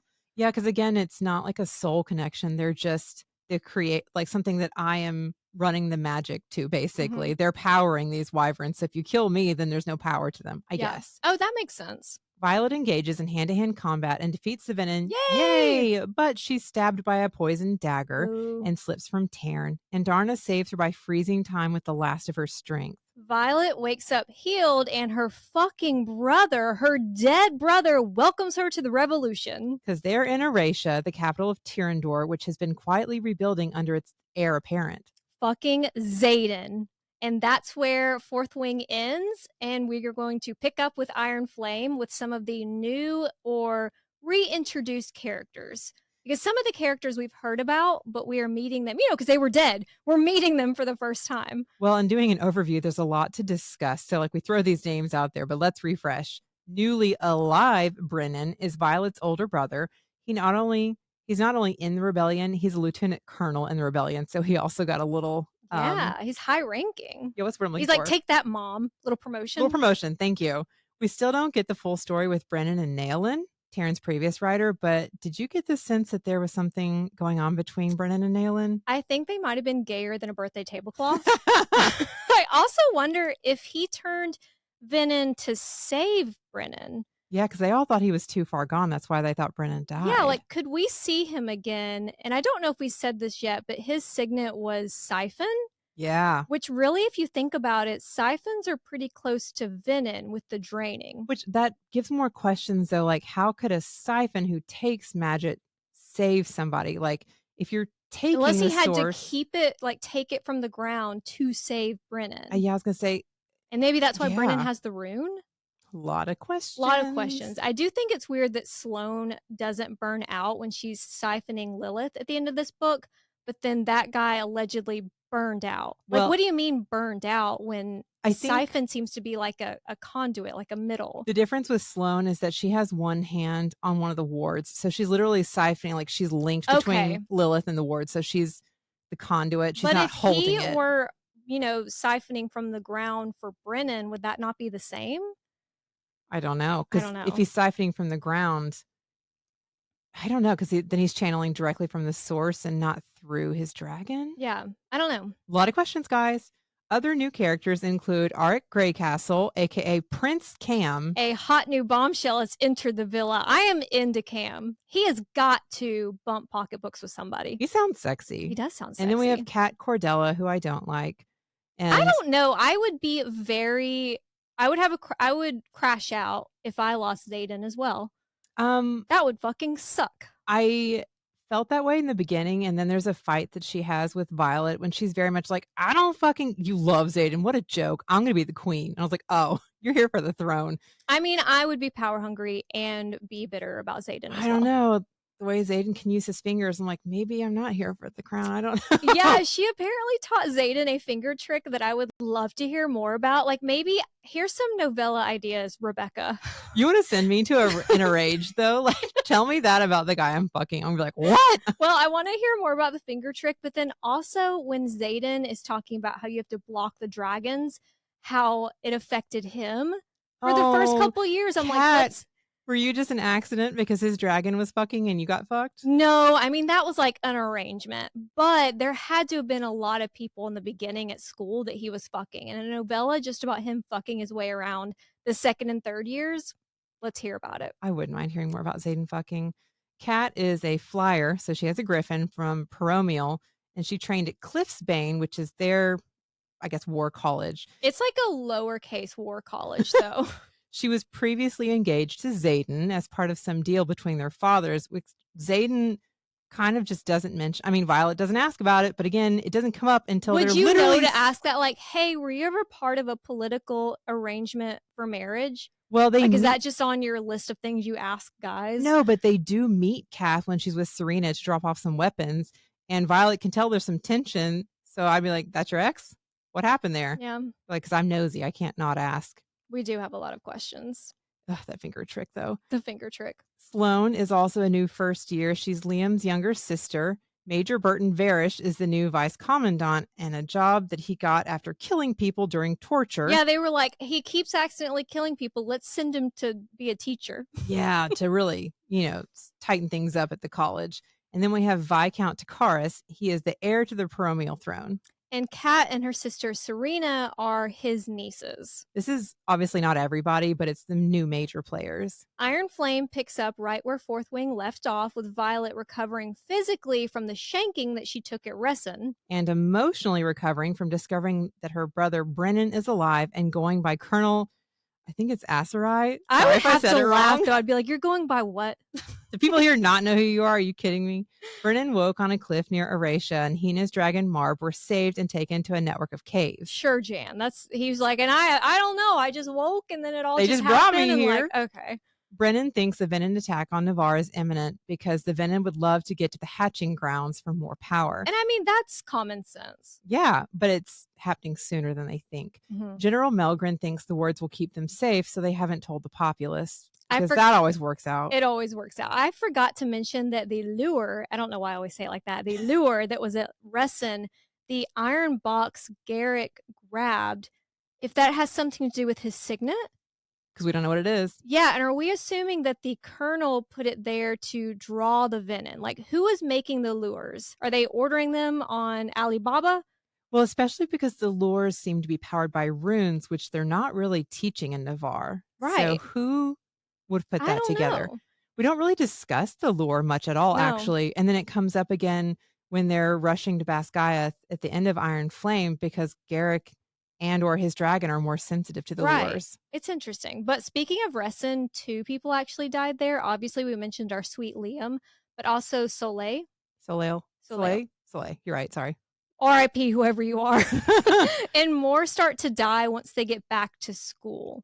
More people that were involved in Resson start to die. Yeah, that's wild. And Because he's like, secrets die with whatever. Yeah. it's very clear that it's intentional. It's pretty obvious at this point that a lot is being hidden from the people of Navarre. Oh, yeah. They don't even know that Venom exists. No, this entire existence of Venom and the real reason that Griffins have been attacking Navarre, it's for the alloy that they need to kill Venom. Zayden and his revolution circle jerk were smuggling it in to help the people. And there's tension in this capital A assembly, and because they aren't thrilled to have Violet involved. This is the daughter of General Sorengale. They show up back at home in time, literally like 15 minutes before graduation. Yeah. So that everybody's in assembly. Hilarious though. But Zayden vouches for her, and it is, as he will remind us, his house. That is so true. Erasia has oh, you're talking about, you know what? Girl, I jumped ahead because we were talking about the assembly, and I was thinking about them assembling for graduation. Oh no, capital A assembly. Sorry, the assembly for like who is running the revolution. Yes. Sorry, that group. They aren't happy that Violet's there. They do not trust Violet because of her mother. Well, and to be in their defense, Violet's mind has been read before. So she is a bit of a security risk, but Zayden's like, I promise we'll practice. Yeah, I mean, and that's the thing is like, there is a line where like, I want to share things with you and I know you're doing your best. It's not that I don't trust you. This is not just my life on the line. Yes. Okay. You know, and Violet's very testy about it. Erasia has a ward stone that they need to activate so they can have some wards. And Violet thinks she can find info in the archives, but Brennan is more focused on using a luminary to create more weapons, which I think they're both necessary. Because right now they have like knives to kill Venom. We do not need to get that close to Venom. Yeah. Can we find something that we can like You know what shoot they through need? the air from a Guns. distance? They need alloy guns. Or at least fucking arrows or something. A luminary intensifies dragon fire to extreme temperatures. Actually, now that you said that, why aren't there like alloy tipped arrows? I don't know. You know, like it doesn't, I don't know. Maybe they just haven't had a chance to make enough weapons. Because like at this point it's just very dangerous and they need to be able to make more weapons. They're just like doing everything they can. I mean, the assembly is then sitting there like, we really need this luminary. Should we just steal the one at Basgiath? Should we? But like that would leave so many innocents defenseless. And a ward stone is a magical object made of alloy that's capable of powering wards. It's preventing any magic within them except that of dragons and their riders. The first 6 raised the ward stone at Basgiath. Basgiath. 600 years ago, and it was mutually beneficial for the humans and dragons because the dragons needed to protect their hatchlings from venom. So it's like, did the dragons even care about the humans at all, or was it just because they needed to protect themselves too? Yeah, a lot of questions. It is interesting that the ward stones are different. Erasia's is smaller, and there's different runes. Like, I wonder if the one of Erasia is specifically made so Flyer's magic works within the wards. Because, you know, there is that point where she raises the wards, and obviously we learn that something in the journal was left out, and that's why they didn't totally work, and that they were going to eventually fail. But is that ward stone made in a way that so flyers can use their magic? There's a lot of questions about that actually, the way they describe how they power the wards and certain basically dragons can only be used once. Does that mean the whole line can only be used once? Can we have 2 sets of wards or how do they I don't put know. this together? It does give a lot of questions about what's happening at Eratia. And Darna, by the way, has doubled in size and turned black-ish Ish. after overusing her powers at Resin. Basically, she jumped in to help save Violet, and it forced her into a growth spurt transition that her body wasn't ready for. Mhm. So she can no longer stop time. They that kind of power, I guess, they lose once they start Yeah, growing. she's no longer a feather tail. They need to get her back to the Veil, though, so she can go into a dreamless sleep to help continue her growth period basically correctly. She needs to Mhm. be able to hibernate to grow how she's supposed to and not on a weird accelerated growth pattern. And the dragons, of course, are very super protective of this dreamless sleep. They don't want to give too much information about it. Which they're like that about everything. That's true. Brennan mentions something, a weapon that killed Venom 600 years ago during the Great War, which just so happens to be very close to how long Andarna has been waiting on Violet, which is 650 years. That has to be It related. has to be I mean, related. could this whole 7th breed that we don't find out about till the end, could the rest of the 7th breed be somewhere like the Isle Kingdoms? There's something like the Isle Kingdoms are going to come into play for sure. There's other people who have done much better theories, but I do think that that's going to be a big part of, if not Onyx Storm, then a future book. Good. Obviously, we know Andarna is going to play a huge part in the rest of the story, and I'm not going to go on a huge theory tangent. My little girl brain can't. But I do go back to Andarna saying maybe I was saving you that first time that they met.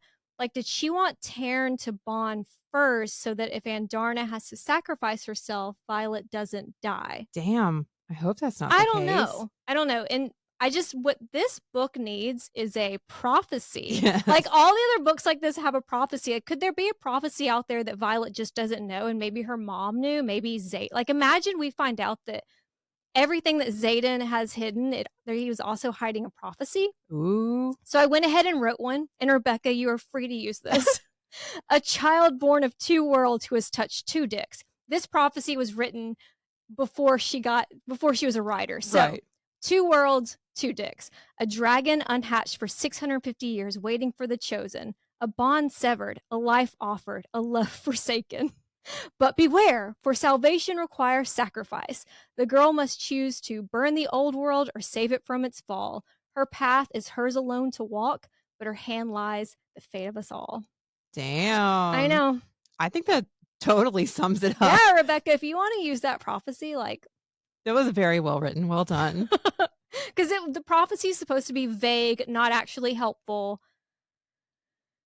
Yeah. Yeah, and maybe I Well, yeah, because also you wanna be able to interpret it multiple ways, you know, and make also it too maybe we throw confusing. in something about the gods Yeah, we haven't heard enough about the because we gods. haven't heard a lot about religion in Well, general. they'll talk about Malik or they'll pray to Dune, but, like, who else is there? Yeah, What does your religious system look and like? Violet seems to be a little hashtag blessed. Yeah.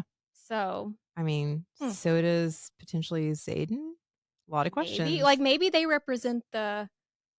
I don't know. I don't know. We DM us your thoughts because I just think that there's probably more to that. the assembly can't really decide what to do with these cadets. So the cadets talk amongst themselves and they decide that it's best for Violet, Xaden, and the remainder of the cadets to return to Basgiath, where Xaden will train Violet on shielding her mind against any Dane-shaped enemies. Because if they stay gone, it's going to actually give more questions. Right. Yeah, exactly, like, "Where have you And been?" who's there to Especially the colonel is like, "What the fuck?" well, and who's there to protect the rest of the marked ones if they Yeah. stay away? No, you're right. There's still innocent people, like you were saying, like, yeah, leadership has known about Venin, but there's a lot of innocent people there, and a lot of the cadets' families, Yeah. too. Well, later when there's, like, the rebellion and they move, those cadets' families are still there. But when they return to school, shit is obviously tense between Violet and Xaden. He hid so much from her, and it wasn't just him. So did Tarn. So did Brennan, who was actually alive. And now she has to keep secrets from her friends, which is it's really hard, especially with Ree. not being able to tell her because Rhea is smart. She's a smart girl. She starts picking up on shit and she's like, okay, what actually happened? But it's What are also you not like telling me? PTSD, like just awful Yes. things that happen. She's kind of alone and trying to like deal with it because you can't talk to anybody about it. At least Violet's mom didn't know about Colonel Ato's diabolical plan. But LOL at them popping up at death roll, like after they're included in it, and it's like an Right as their names are called. RIP. Yeah, that was kind of a sticky. I was nervous reading that. I did not know how that was going to go. Yeah. But they blame what happened on a griffin attack, and Colonel Atos obviously knows what really happened. Dane is relieved Violet is alive, but she reads him for filth because she blames him for Liam's death. And I don't know if that's fair, but he definitely fucked up. I mean, once we know more about how Dane actually read the situation, what he did or didn't do, some of it is definitely unfair because it's not as bad as we thought. But I was heated for her in that Yeah. moment. So I get it. I would have also lashed out. At graduation, it's obvious that there's unresolved feelings and trust issues between Violet and Xaden, but he says he'll earn her trust back without full disclosure. Okay. I'd be like, you don't have to tell me anything. It's fine. We're introduced to Major Varish, learn Violet and Xaden can't communicate over long distances. They can just read emotions. Ree is squad leader, yay. Dane is wing leader. Again, title doesn't hit the same for him. And Violet will be given 2 days of leave once every 14 days to go touch Xaden's dick. And Xaden has the same days to run back and do the finger trick. Man, I did not, and Kate and I talked about this before. I didn't read that right because they say they both get leave every 2 weeks, but then they talk about seeing each other every week. And I was like, Mhm. wait a second. It's because they They alternate like weekends. staggered. So each one, it's only every two, like for their each respective positions, it's only every 2 weeks that they're gone instead of every weekend. And they Yeah. just alternated. So they actually see each other every week, but that gets kind of fucked with too. After graduation, Xaden very quickly is sent to his new Yeah, like the position. day of? Yeah, they're very much like, "All right, get the fuck Here's your out." diploma. Here's where you're going to be sent. It's a terrible time after all their fighting to be gone. Yeah. Xaden is sent to his new posting, and Violet Violence. I Violet didn't is even put in there that he starts calling her violence. oh yeah, violence. Violet is granted limited leave to visit him on the front lines in Samara, so Taryn and Sigale aren't separated for too long. And we get lots of school and training montages like Violet and Imogen running, which I mean, you're going to have to run pretty fast if you want to outrun the land draining when Venom Channel. And Rider Survival Course, RSC, which includes interrogation and learning what to do behind enemy lines without your dragon. Violet also visits the archives and starts requesting more books on wards from Jacinia. Then it's conscription day, and Liam's sister Sloane and Prince Cam, aka Art Greycastle, enter the plot.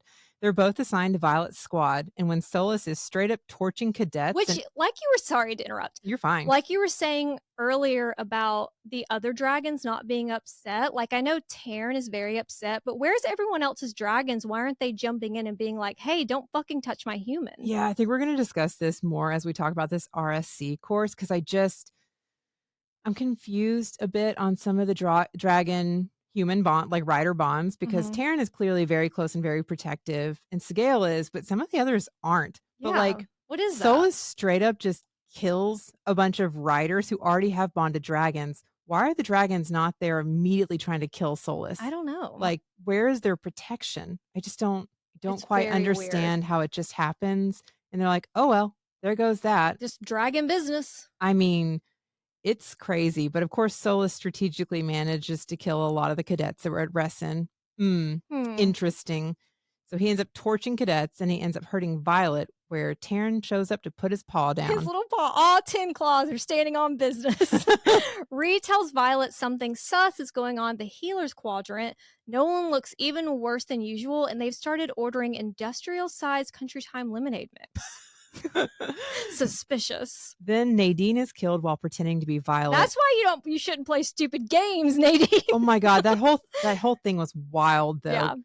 And then Violet and this assassin, who she assumes was sent by Colonel Atos, fight, and she ultimately kills him. And there are also attempts on Bodhi's life, which Rebecca, do not take him from us before we have a sex scene. Please. Please. Jacinia asks Violet to help translate a book in Old Lucerish, and while they're talking, someone is dragged away.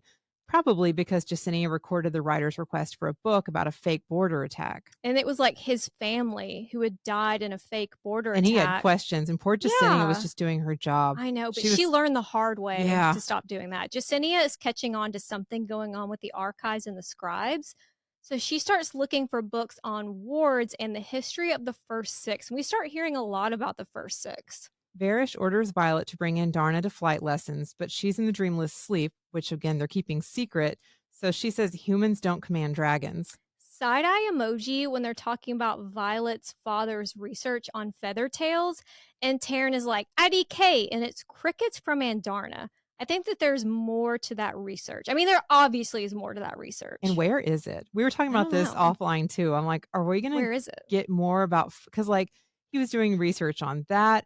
There's so many different things he was researching. I'm like, where is that now? I know Right. they didn't burn that because those weren't his personal belongings. That's got to be somewhere in the scribe quadrant. Mhm. Violet visits Xaden at Samara, and it's a fucking nightmare. It's very brutal, like, even more so than we're used to. Xaden is fighting literally for time off with her, like, I think all the officers can fight for, like, 1 pass, which, I mean, doesn't he already have I he's mean, seeing her every week, but that's but just it. She shows up when it's not his off weekend because they get every other weekend. yeah, So technically, anytime she shows up, he'll be working.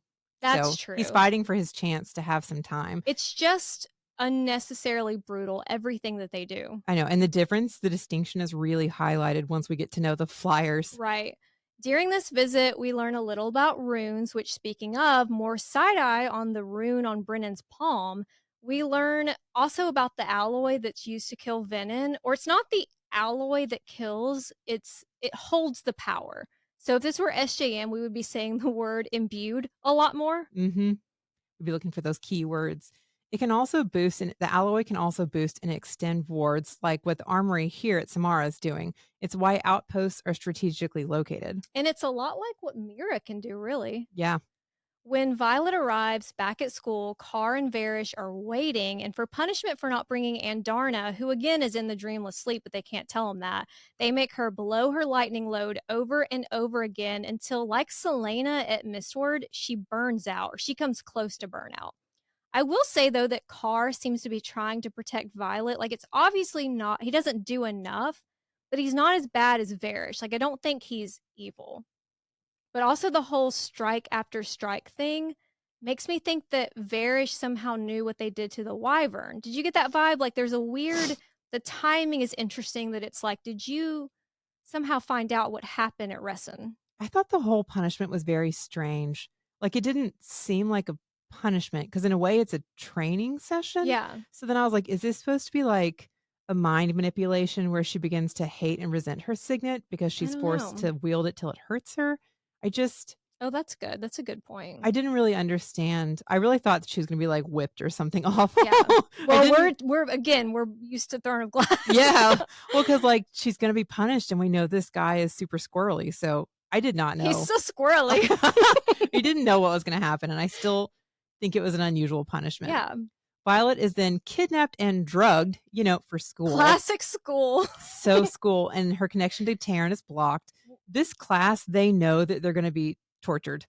which I think is wild. So crazy. But this again brings up the point we were making earlier. It's suspicious that the dragons whose humans are being tortured for school, these humans could potentially die in these scenarios. Yeah. Why are the dragons not sitting on the walls of the school I just asking don't where their think most of the humans are? dragons give a shit about their humans. Well, so then, like, are their souls bonded or not? Or does it just vary between the dragon and rider? I How don't does know. some of these dragons and the riders die together, but others continue on to future bonds? Like, I just have more We questions need to about the learn more bonding. about the bond. And it also means because you don't have access to your dragon, you don't have access to your signet.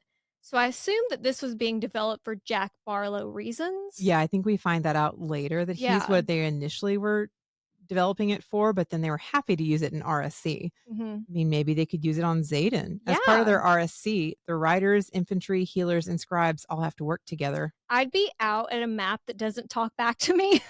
And there's also fucking dragons stalking them. Like, this whole course is wild. Well, if there are wild single dragons out stalking me, and even bonded dragons will kill me if I get too close. Because You're gonna take Bade's out there, right? Yeah, you're gonna take my signet away from me? Like, really, like, well, even my Do you best want me like, does how does anybody survive, right, but, like, honestly? if my best friend's dragon could kill me because I stepped too close on accident and they let that happen, how are you gonna leave me without my signet to protect myself? Yeah. That's nuts. And we aren't going to go into all of the drama and specifics that happen, but just recurring themes. Violet is always trying to protect Sloane, and that's Liam's sister. But Sloane blames Violet for Liam's death. Violet is pushing her friends away because she hates lying to them. And Violet struggles with not being able to trust Xaden, but she wants to bounce on that dick. Oh, no, I So hate it's that a for what a us. conundrum. And Zayden's like, "No, you can't use me just for my body." No. At least Zayden starts opening up a little bit and he Yeah. starts writing letters, which I thought was very I sweet. would frame those letters in my room. And speaking of letters, Violet has letters that Liam wrote to Sloane, but she's only giving Sloane one a week that she trains. Because Sloane is surprisingly bad at sparring. Like, given Liam being her brother, she's It's worse than you'd think. well, I think they weren't fostered together, which is Right. sad on one side because they're actually blood family, but Liam was fostered somewhere that he was trained his whole life, and Sloane clearly wasn't. Yeah. So she's kind of been set up to fail because she doesn't have any choice but to be a writer, and she doesn't have the training ahead of time. Hmm. Rhiannon's parents send her a note about taking in strangers. It's something weird, like a weird little flyer It from their is weird, town, which I don't think we ever get enough information on. which is not bad advice. No, but seriously. Taking in strangers is probably not the best idea, but But it's then propaganda. yeah, then Markham uses that to launch into a lesson about propaganda and civilian roles in war, though Devera consciously uncouples from that convo. She always just kinda, like, disassociates when all this is happening. Xaden visits, and he is big mad when he learns that Violet wants to figure out how to replicate the wards, and he insists on joining her in the archives. He's like, "Let's see this Justinia myself." And after he leaves, we get more Varish being a dick, but Taryn intervenes and forces Varish to apologize on his knees. You love to see it. Ugh. And he later searches her bag again, but doesn't find anything because the daggers that she's smuggling are strapped to Taryn. But it's getting really dangerous. Man, it was good. I was like, "Yeah, put him on his knees," but I was also, like, cringing because I was like, What's the "Stop, backlash gonna be? he's gonna take Like a this out on her." man being forced to do something like that and like demasculize. What is that word? Emasculated? Yes, emasculated. We got the demasculized. Demasculized. Close enough. Is obviously he's going to react really He's poorly. gonna lash out for that. When Violet gets to Samara, she finds that Mira, who is now stationed there, because Mira's her sister and she's shocked she's stationed there. Because of her signet, Mira can extend the wards, like basically tug or pull the wards towards her or with her, Mhm. which is actually important based on where the outpost is for maintaining the wards. Mira can also manifest her own if she's close enough to a source. Xaden tells Violet that alloy is made of like some science shit, but it includes dragon eggshells. So he's truthful about that. But can we talk about how fucking annoying it was? The whole book on weaving or knots. Like, why doesn't Xaden just tell her? You know? Yeah. And we'll talk about cat and runes and all of that soon enough, but just know this is not the kind of knotting that we wanted, Rebecca. I did not understand the whole point of the tierish knots. Like the whole book, I'm like, cool. And I guess that translates into the Yeah, way that it was like transferable skills she when they needed. weave the runes, but 'Cause she couldn't be caught with a book of runes in her room. it just it was so vague that it's yeah, why didn't you could have just discussed this with me. I don't know Yeah. why we had to like kind of like hide it and not be honest or straightforward. Mhm. In history class, they discussed the second Signy incursion in 328 AU. It's like 300 years ago, after which Signison? And that's AU is after unification, right? Yes, Okay. AU after 328 AU after unification, which is about 300 years ago, after which the Signison, sorry guys, I'm not sure on that one, was absorbed into Paromial. So there's a debate about which I think is important that Devera does this because it needs to be discussed now that Mhm. tensions are rising. There's a big debate about maintaining individual cultures versus unification. And you can guess which side of history Navarre is on.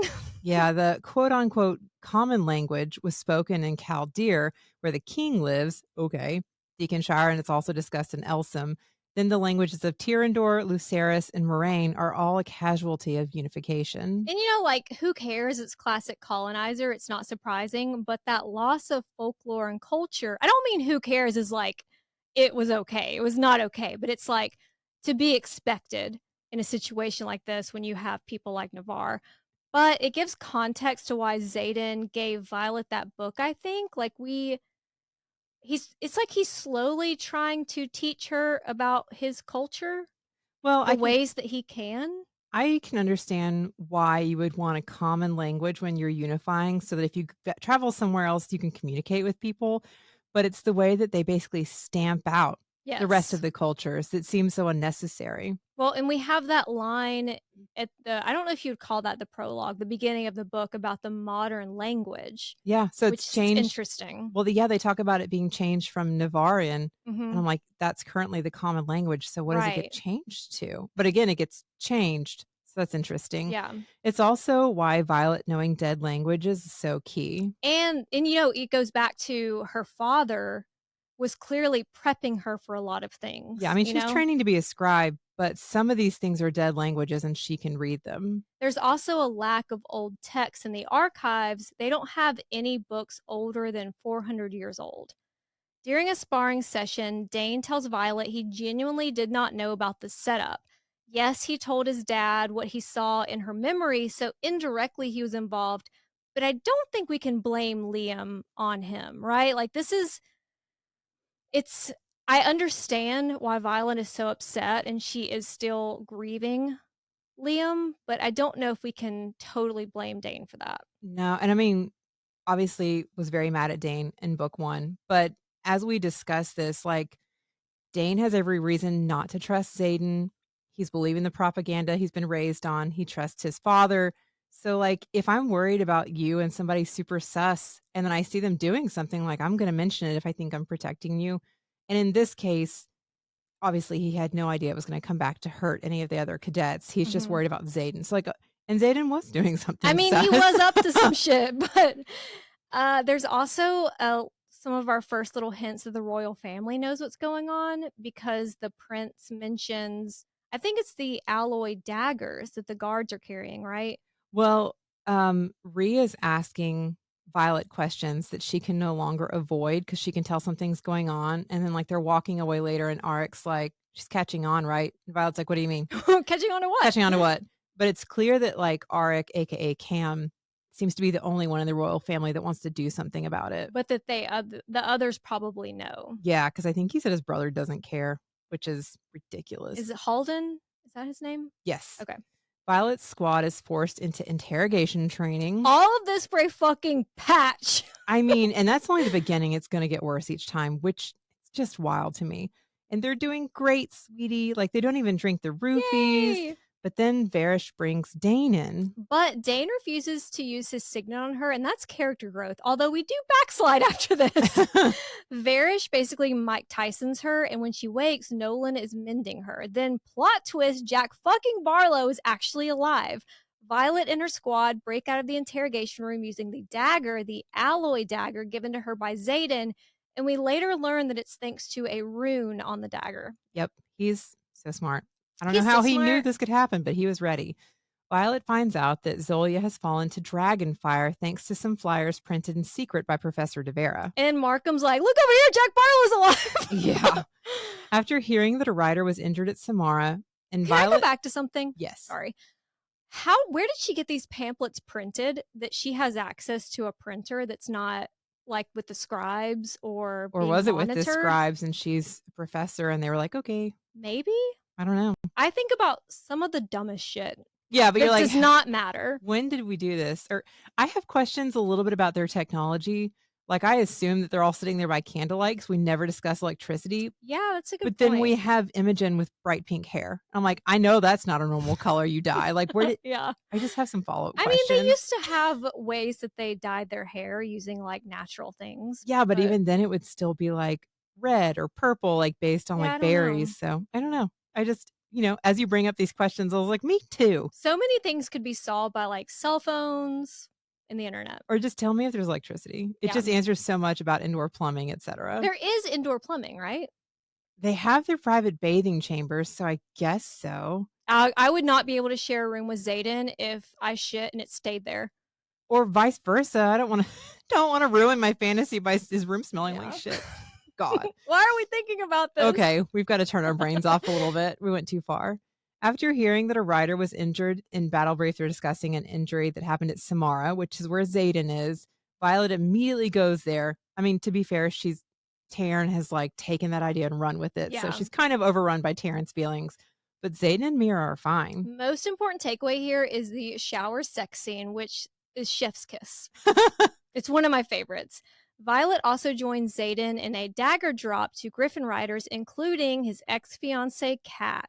The Flyers are obviously desperate for more weapons, understandably so, but they need to cut back on all the attacks or they're going to weaken Navarre's wards. And there's still a lot of innocent people that live there. Like, you can't take I everything. respect the way that Xaden was like, "Whoa, whoa, whoa, we're helping you to an extent, but the minute Yes. you come to affect our innocence, fuck it." Well, and he could be like, there are the marked ones that are living there, but Mhm. he could have a very different mindset of like, fuck Navarre.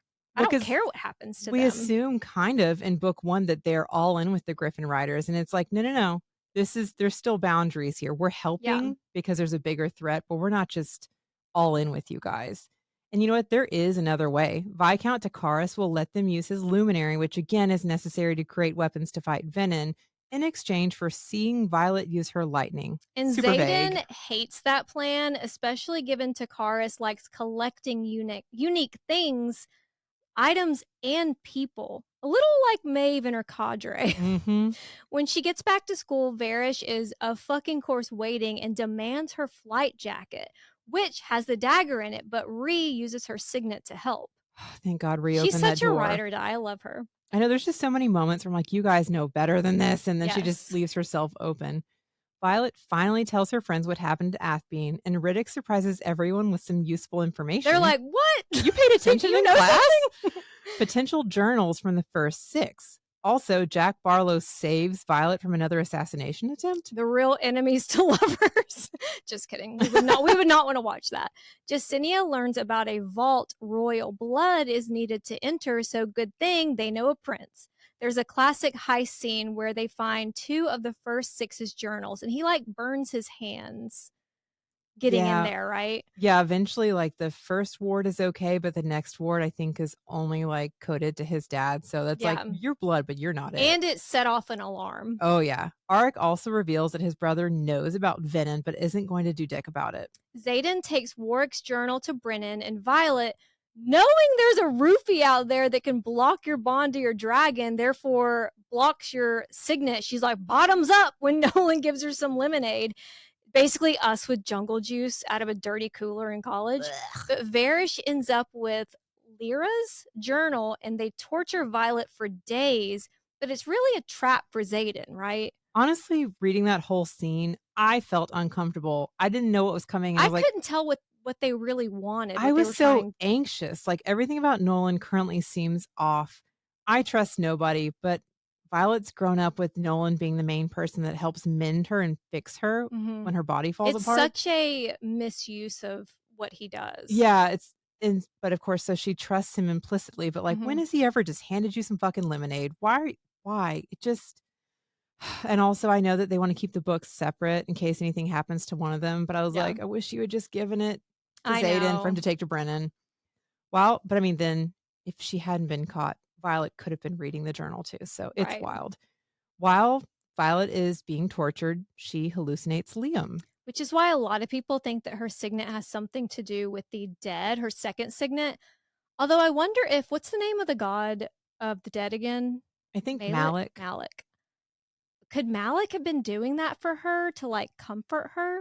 I don't know. So I don't know if it can be a signet per se, because shouldn't she see Liam whenever she wants? She only sees him while she's being I don't know. tortured. I think it was just her psyche trying to comfort her, Yeah, well, but because she's kind of it's on easy to read into. death's door, but then she gets hurt later and we don't see Liam pop up for her then. So, Right. like, I don't know that we could call it a signet. I don't know. You know, it's a nice thought and it's weird and I want some more information on why he was there, I but was I just don't know if it's happy to that. see him. It was sad, but I was happy to see him again. Yes, of course. Varys brings Dane in and uses his signet to Yeah, this is confirm. where we backslide from that Yeah, character growth. because the whole situation was wild. I was very anxious because I was like, how is this going to pan out? Because Dane uses the opportunity not only to see everything that happened and to learn about Venom, but he also notices that they've been smuggling weapons. Plot twist though, Dane frees Violet, and when Xaden and Garrick arrive, Violet defends Dane. On their way out, they see Violet's mother, who gives her the antidote and doesn't stop them. Violet and Xaden recruit cadets to join the rebellion. Sorry, the revolution. And around half fly to Aratia, including Dane, Jacinia, and Violet's ride or dies.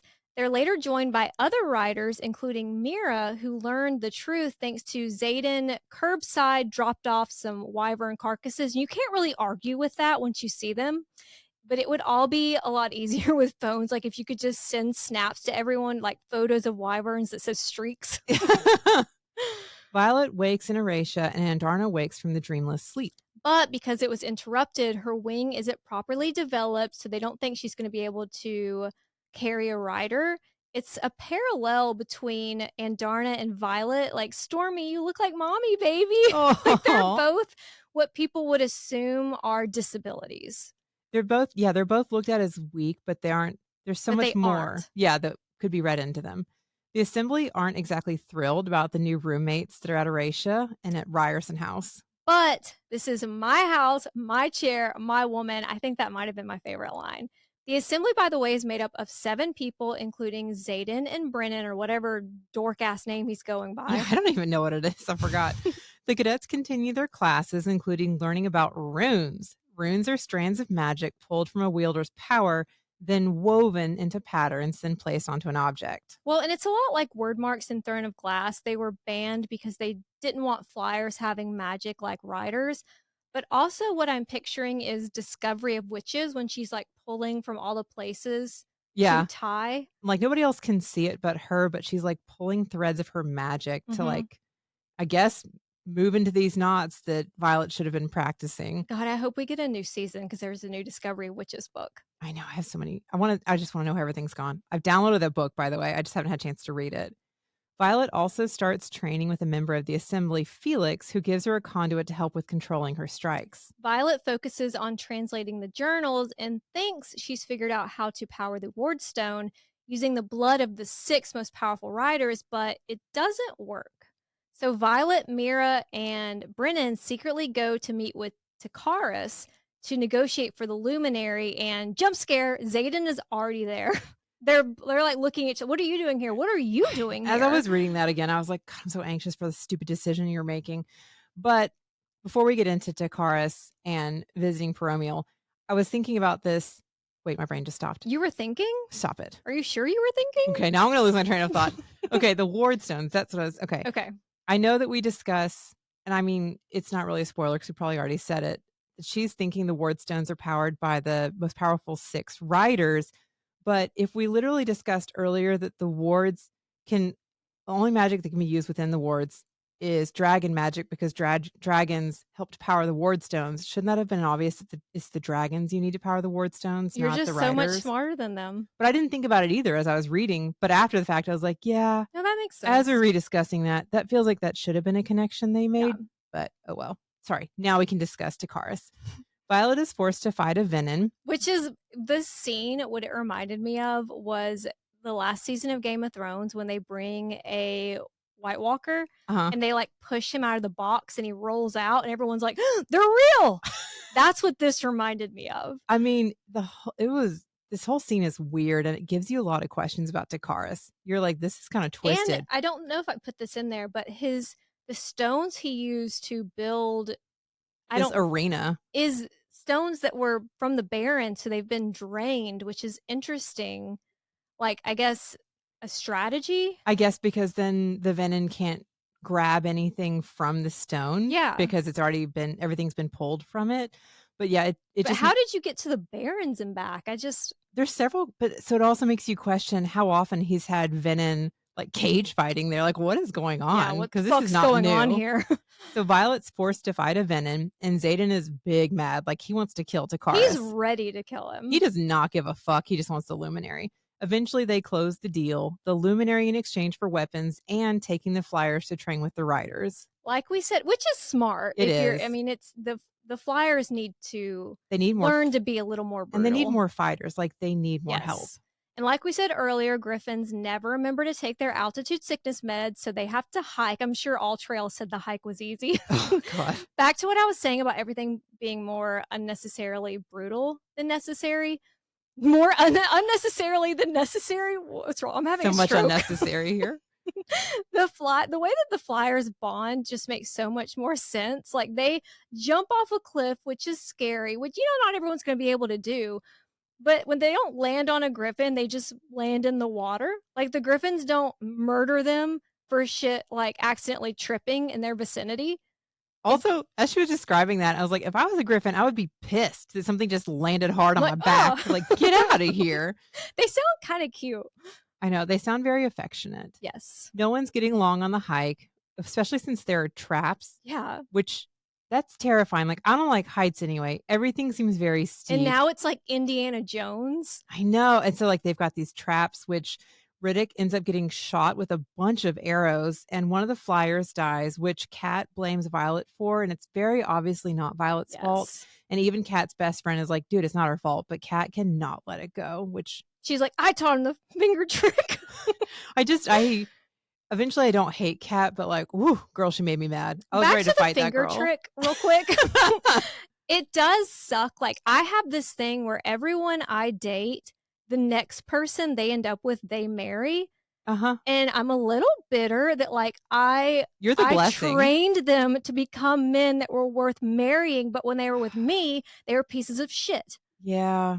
I feel Like the you're same. welcome. Like I understand Kat's a little bitter about the finger trick because I taught him that and But now she he's definitely using didn't it on teach him you. any tongue tricks, which later, side note, whenever Violet's like, yeah, that finger trip, thanks. I'd have been like, I would have said something about how he I used his tongue know. to do it. Like, come on. If you're going to take the dig, take it, you Yeah. know? But whatever.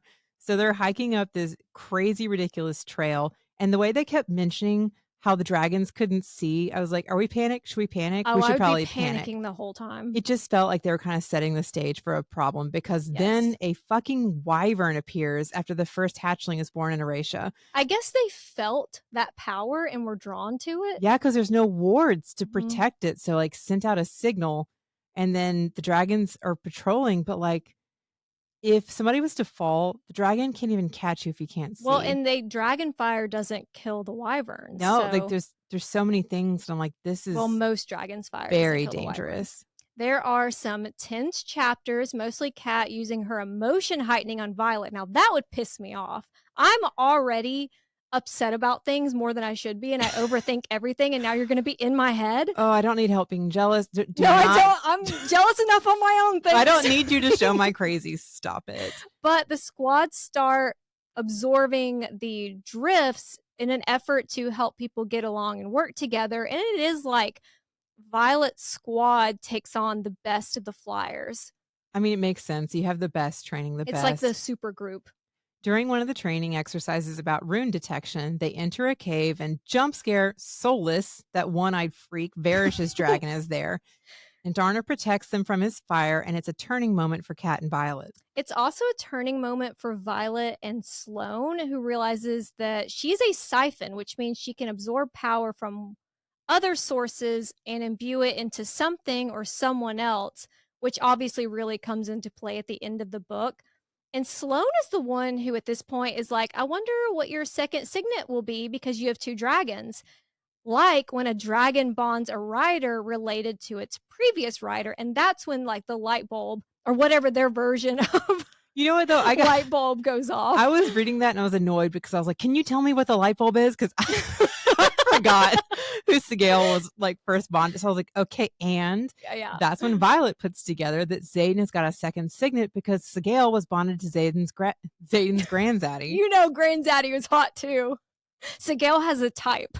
Yes. They have a breakthrough with Warwick's journal, which they think is referring to 6 types of dragons, not riders. And Violet manages to get the wards up right before a wyvern attack, but the Flyers can still use their magic, so we're assuming that something isn't right, which again, I have questions about the different ward stones, and maybe the one in Oratia is made so that flyers can wouldn't it be dumb to have a ward stone that makes it to where your own people can't use their magic inside of it? Well, I mean, Eurasia is still technically Navarre. So, Yeah. or well, it's Tirandor, but it's been absorbed into Navarre versus Peromial, what the flyers are. So I I don't, guess it would be when was this ward stone put yeah. there? And I guess who do we want to keep out? But But they also, do go up. So it, the sage sees the wards up and he's like, "Never mind," which had to have been embarrassing because you just came up and you put your robes on and you came flying up and then it's like, "Never mind." but also the runes are different. So what is that? Yeah, What does that mean? We learn that exactly. when they come back to Basgiath. Mhm. We learn how to actually raise wards from Lyra's Lyra journal. was a real one. Yeah, which General Sorngale gives to Violet when the Revolution meets with General Melgren at Athbane. Warwick is such a dick for that. Like he kept the information secret and her journal literally says, "I'm alone in thinking the knowledge of the wards, the protections they provide should not solely benefit Navarre." And it apparently cost her I everything. mean, Warwick is literally like everybody else in Navarre. Like, it's like, He this is wrote for fake us history, only. so we cannot trust any history in this book. There's so many people that I'm like, why is everybody so manipulative? Melgren proposes an alliance in an upcoming battle at Samara, which, using his signet, he's seen the Venin will win. And Brennan's like, nah. And this is the first time that his mother is seeing him alive after his presumed death. So, like, obviously, that's a lot for her to take in. They all have mommy issues, but Brennan seems to be the worst. So, Lilith talks to just Violet and Mira and tells them to cut open the wyverns, which they do, and they find runes. So, it's basically the double tap rule. Like, you can't just kill them, like, you can't assume that they're dead. But, like, we were talking about this offline when you were saying that, like, how did they get the runes? Are they forcing them to eat them? Did they I mean, is it a stone instead of an egg where the Venin create the wyverns from? Are they created from stone instead of being born I don't know. organically? Because they're clearly created by the Venin. Yeah. First question. But also, what does that say about the wards that the runes are still working? Like the wyvern are technically dead, but they're not because they have to like double That's a tap, good double point. destroy the runes. So like Which runes are outside of magic, it seems, because the flyers can use the runes but I guess within. I mean, yes, but because the wards are supposed to kill the wyvern, like whatever's happening with these runes, they should still be disabled. So it gives us more questions for is it Onyx Storm? I just drew a blank. Yeah. Yeah, for the next book coming. Like, are we gonna get more information about what's wrong with Erasia's wards? Like, what does this mean for them? Mhm. I feel bad for Lilith in this scene I know, because I think that she's complicated, and I think that she's obviously cold, she's very like tight. but she Keeps her cares about her kids, like, yeah, she keeps her emotions close to her chest. yeah. But also, like, Brennan is so mad that, like It's his mommy issues. and that's I mean, she didn't send him to die, but I don't know what else he expected when he did die. He's like, "She just left me there." Well, everybody thinks you're dead. Everyone thinks you're dead, yeah. So, like, because he's, like, holding it against her, and maybe there's more to what happened in the battle with There him. could be. Yeah. Maybe we'll find out more about that in the That's next like book. the theme of this book isn't just denying fate or whatever. It is like not trusting anything or anyone because you never know if you're getting the full I story. say everybody's giving half truths. When they get back to Erasia, Violet tries persuading Brennan to help, but they realize that the real battle first of all, everybody's being petty and they're like, they wouldn't They're have being saved so us. petty. Okay. What about all the innocents? But Violet really clues in that the real battle will be at Basgiath because Melgren can't see it because of all the marked ones that are there, And which they forgot about. if you're confused how they came to that conclusion, the Wyvern were gathering outside of Samara. They were clearly waiting for something, but the only way that they would be getting through is if the wards fell. So obviously, the hatching grounds, that's going to be the target. And the fact that Melgren can't see it means they're supposed to help because he can't see the marked ones. So obviously, you guys are supposed to be there. Yeah, he doesn't know there's more to this story. For obvious reasons, sending help to Navarre is a tough sell, and the Assembly is against it. But one, there's the hatching ground. Two, there are a lot of innocents at risk. A lot of innocents related to the riders that join the revolution. So obviously they're going to want to go help. But also, three, how short sighted and petty are you? I mean, you're doing the exact same thing Navarre did. If you wanna be Exactly. different, you have to make different moves. Yes. When they reach Basgiath, shit is a little too quiet. They find Lilith, and when they go to inspect the wards, they find dead guards and Venom Jack Barlow and his dragon Bade. Before they can stop him, Jack kills his own dragon, which we have questions about, and breaks the ward stone, leaving Navarre unprotected because everyone is out at Samara because that's where Melgren was assuming the battle's going to be. so, like, in the very beginning of this episode, we were talking about how usually if a dragon dies, the rider dies, but this rider kills his own dragon. How Mhm. could he possibly do that? Well, first they mentioned that Bade's eyes are like glassy or opaque, so it feels kind of like she is not a zombie, but she's being controlled. Like, is Yeah. Bade even there anymore? Do they really even have a soul bond if Jack could turn this easily? But also, depending on how far back Jack first started like pulling from the source or trying to wield source like this, Why did didn't they Bade tell anyone? did they ever actually have a real connection? Did he use it against Bade a long time ago? Wouldn't Bade have told the other dragons, like, oh shit, my person turned Venom? But also, I would like more information about why he had to kill Bade because at the moment I was like, did Yeah, Bade why? fire one of the wards? Is that why, like, by killing Bade, the ward that she fired up becomes inactive? Like, how does that? I don't I know. mean, I know it knocked the stones over, but how does it inactivate? I had so many I'm not follow up sure. questions with that. But it is, I think, a little hint or a clue because Rebecca went to the Taylor Swift School of Easter eggs, but just that there's more to the bond between dragons and humans and why dragons would fear their riders becoming venom because they could possibly control them and how Zagail is going to deal with Xaden being turned venom, how Well, that relationship is going to and change. again, did Jack draw source directly from Bade? Like, did he siphon and take power from Maybe. Bade and that left Bade more of a shell? Like, there are definitely hopefully Yeah, this comes up with a lot more information. what was Jack drawing from the whole time he was there and hiding? Because people would have noticed, like, "Did you notice a bunch of trees are dead in the Yeah. courtyard?" It had to have been bait. It had to I don't know, or yeah, because I don't think that they know how to draw from the sky. I think it's mostly from the earth. But all that to be said, it makes me since we've been talking about Throne of Glass so much, it goes back to Cain.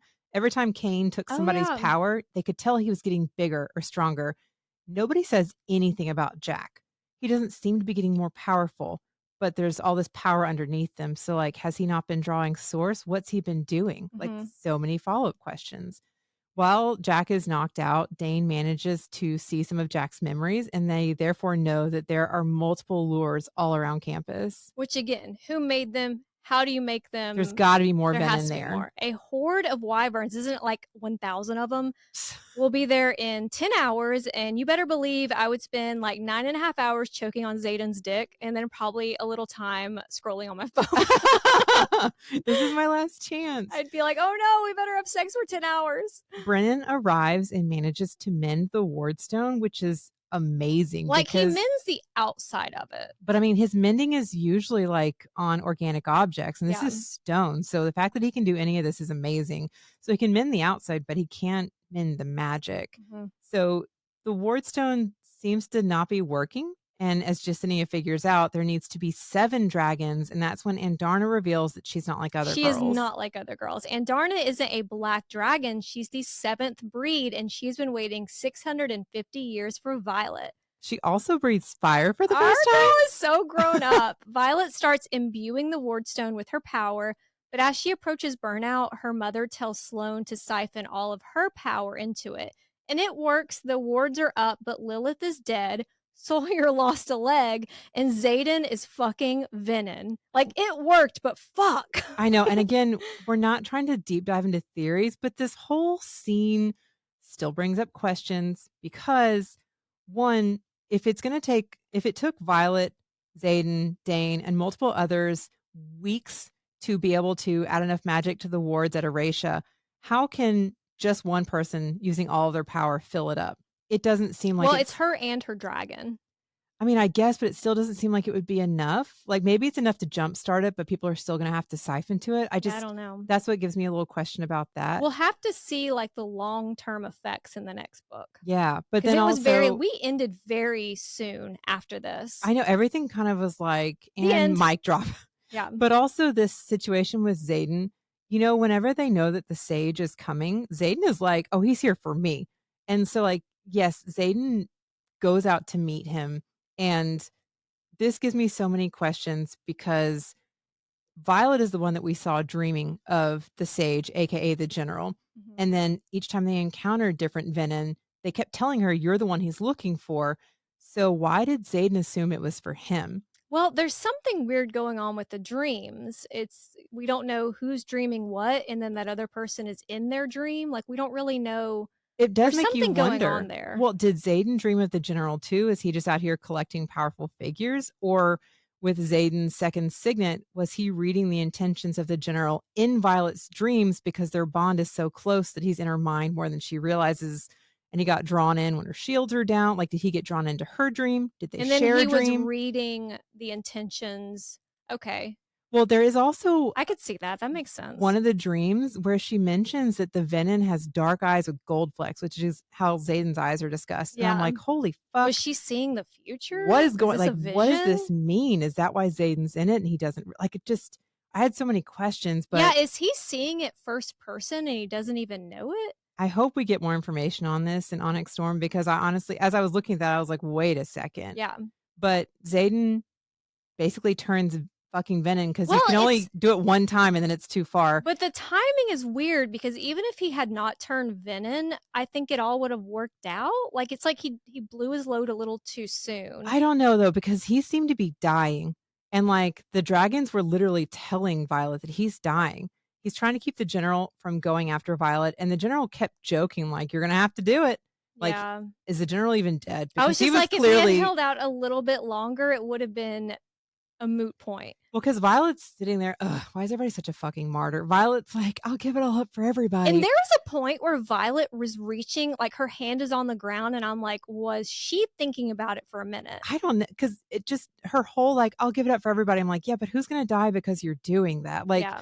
she was so willing to just give it all up, which is too much. That drove me nuts. Taryn can't take losing another rider. I know, but He's too then emotional. as her mom dies, and we talked about this offline without me like venting too much. As her mom dies, Violet's like super broken, which I get it in general, but like she wasn't close to her mom. Her She mom might also sounds, be mourning never getting to know her mom, or like, yeah, I mean, there because it could be seemed like there was finally a path forward for them to get to know each other a little bit better, and it was maybe. cut short. It's just the way that she falls apart, and there are literally multiple dragons are telling her Xaden is dying, and it doesn't even seem to like occur to her. Yeah. She's just like, "But my mother," and I'm like, "Xaden is dying. You can feel it." And all this time, you've been working towards saving Xaden. So I'm Yeah. just, I thought the whole thing.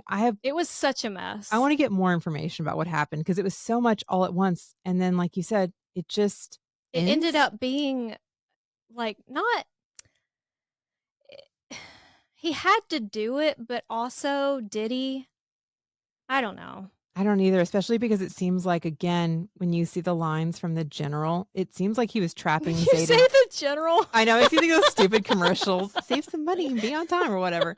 It just, I wanna call him the sage, but he's like, "I'm a general." Yeah. But Yeah, put some respect on his name. it seemed like he was, like, trapping Xaden, like, he Yeah. wanted that to happen, so I'm like, "Is he even dead?" Yeah, is there a prophecy we don't know What about? just I'll work it happened into my here? prophecy, don't worry.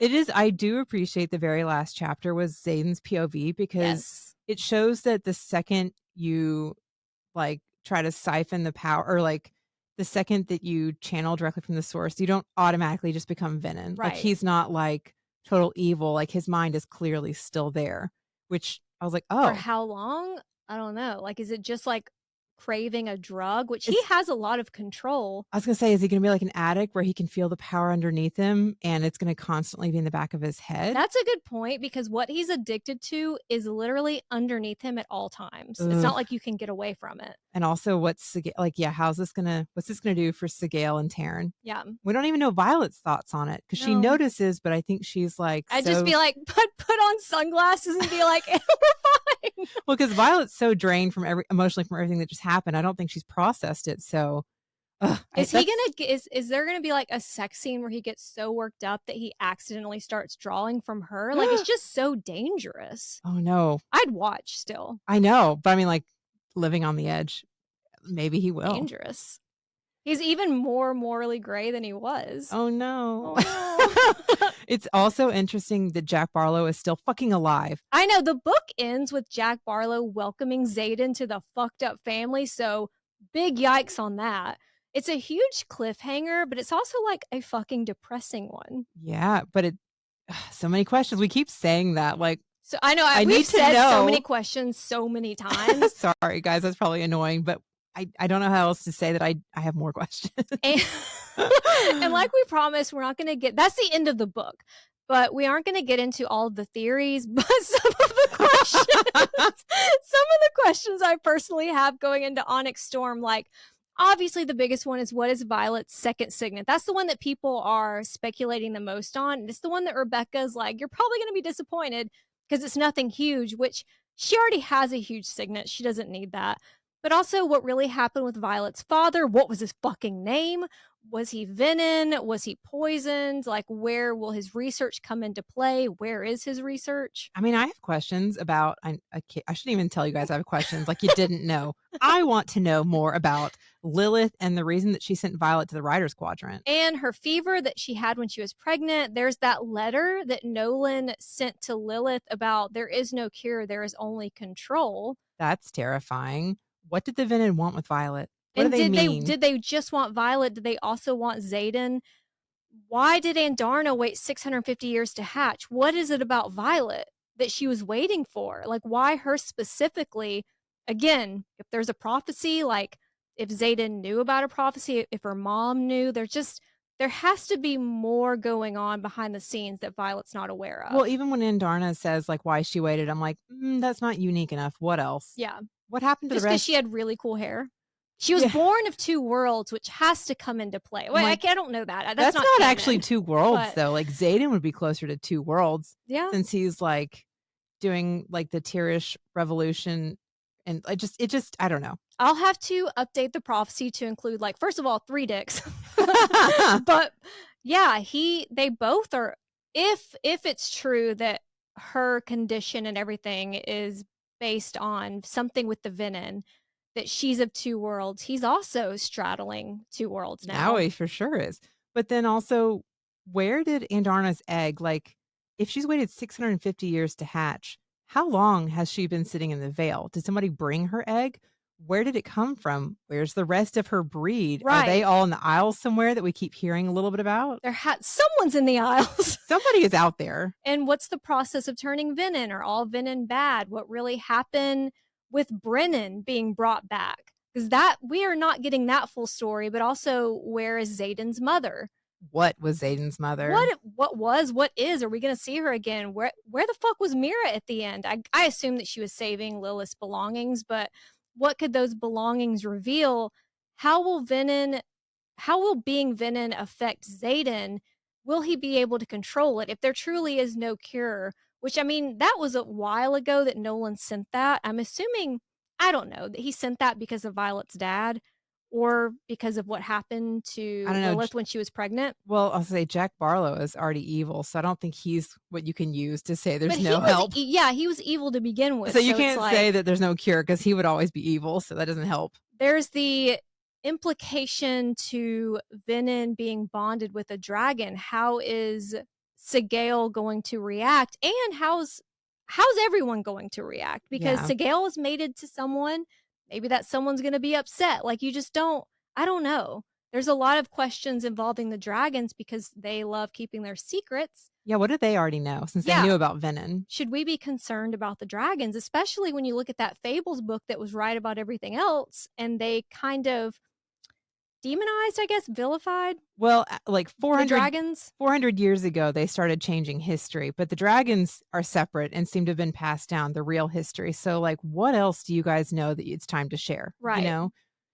But, on a more exciting note, who else is Violet fucked? Yeah, that has to, for that to be pointed out, there's no way we don't find out. I mean, is it somebody from the royal family? Like, is there some more drama here? Is Andarna going to bond somebody and then we I get know. another partner? Like, what's happening? The biggest question, if something happened to Xaden, what's the respective amount of time before we start fucking Bodhi? Ooh, pretty soon, I hope.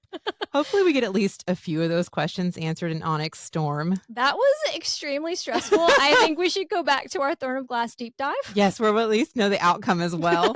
We'll see y'all next week for Queen of Shadows, chapter 1 through 8. And our Throne of Glass, Crown of Midnight, Assassin's Blade, Air of Fire, Crescent City, and House of the Dragon episodes are available wherever you're listening and YouTube. Thanks, guys. Thanks, y'all.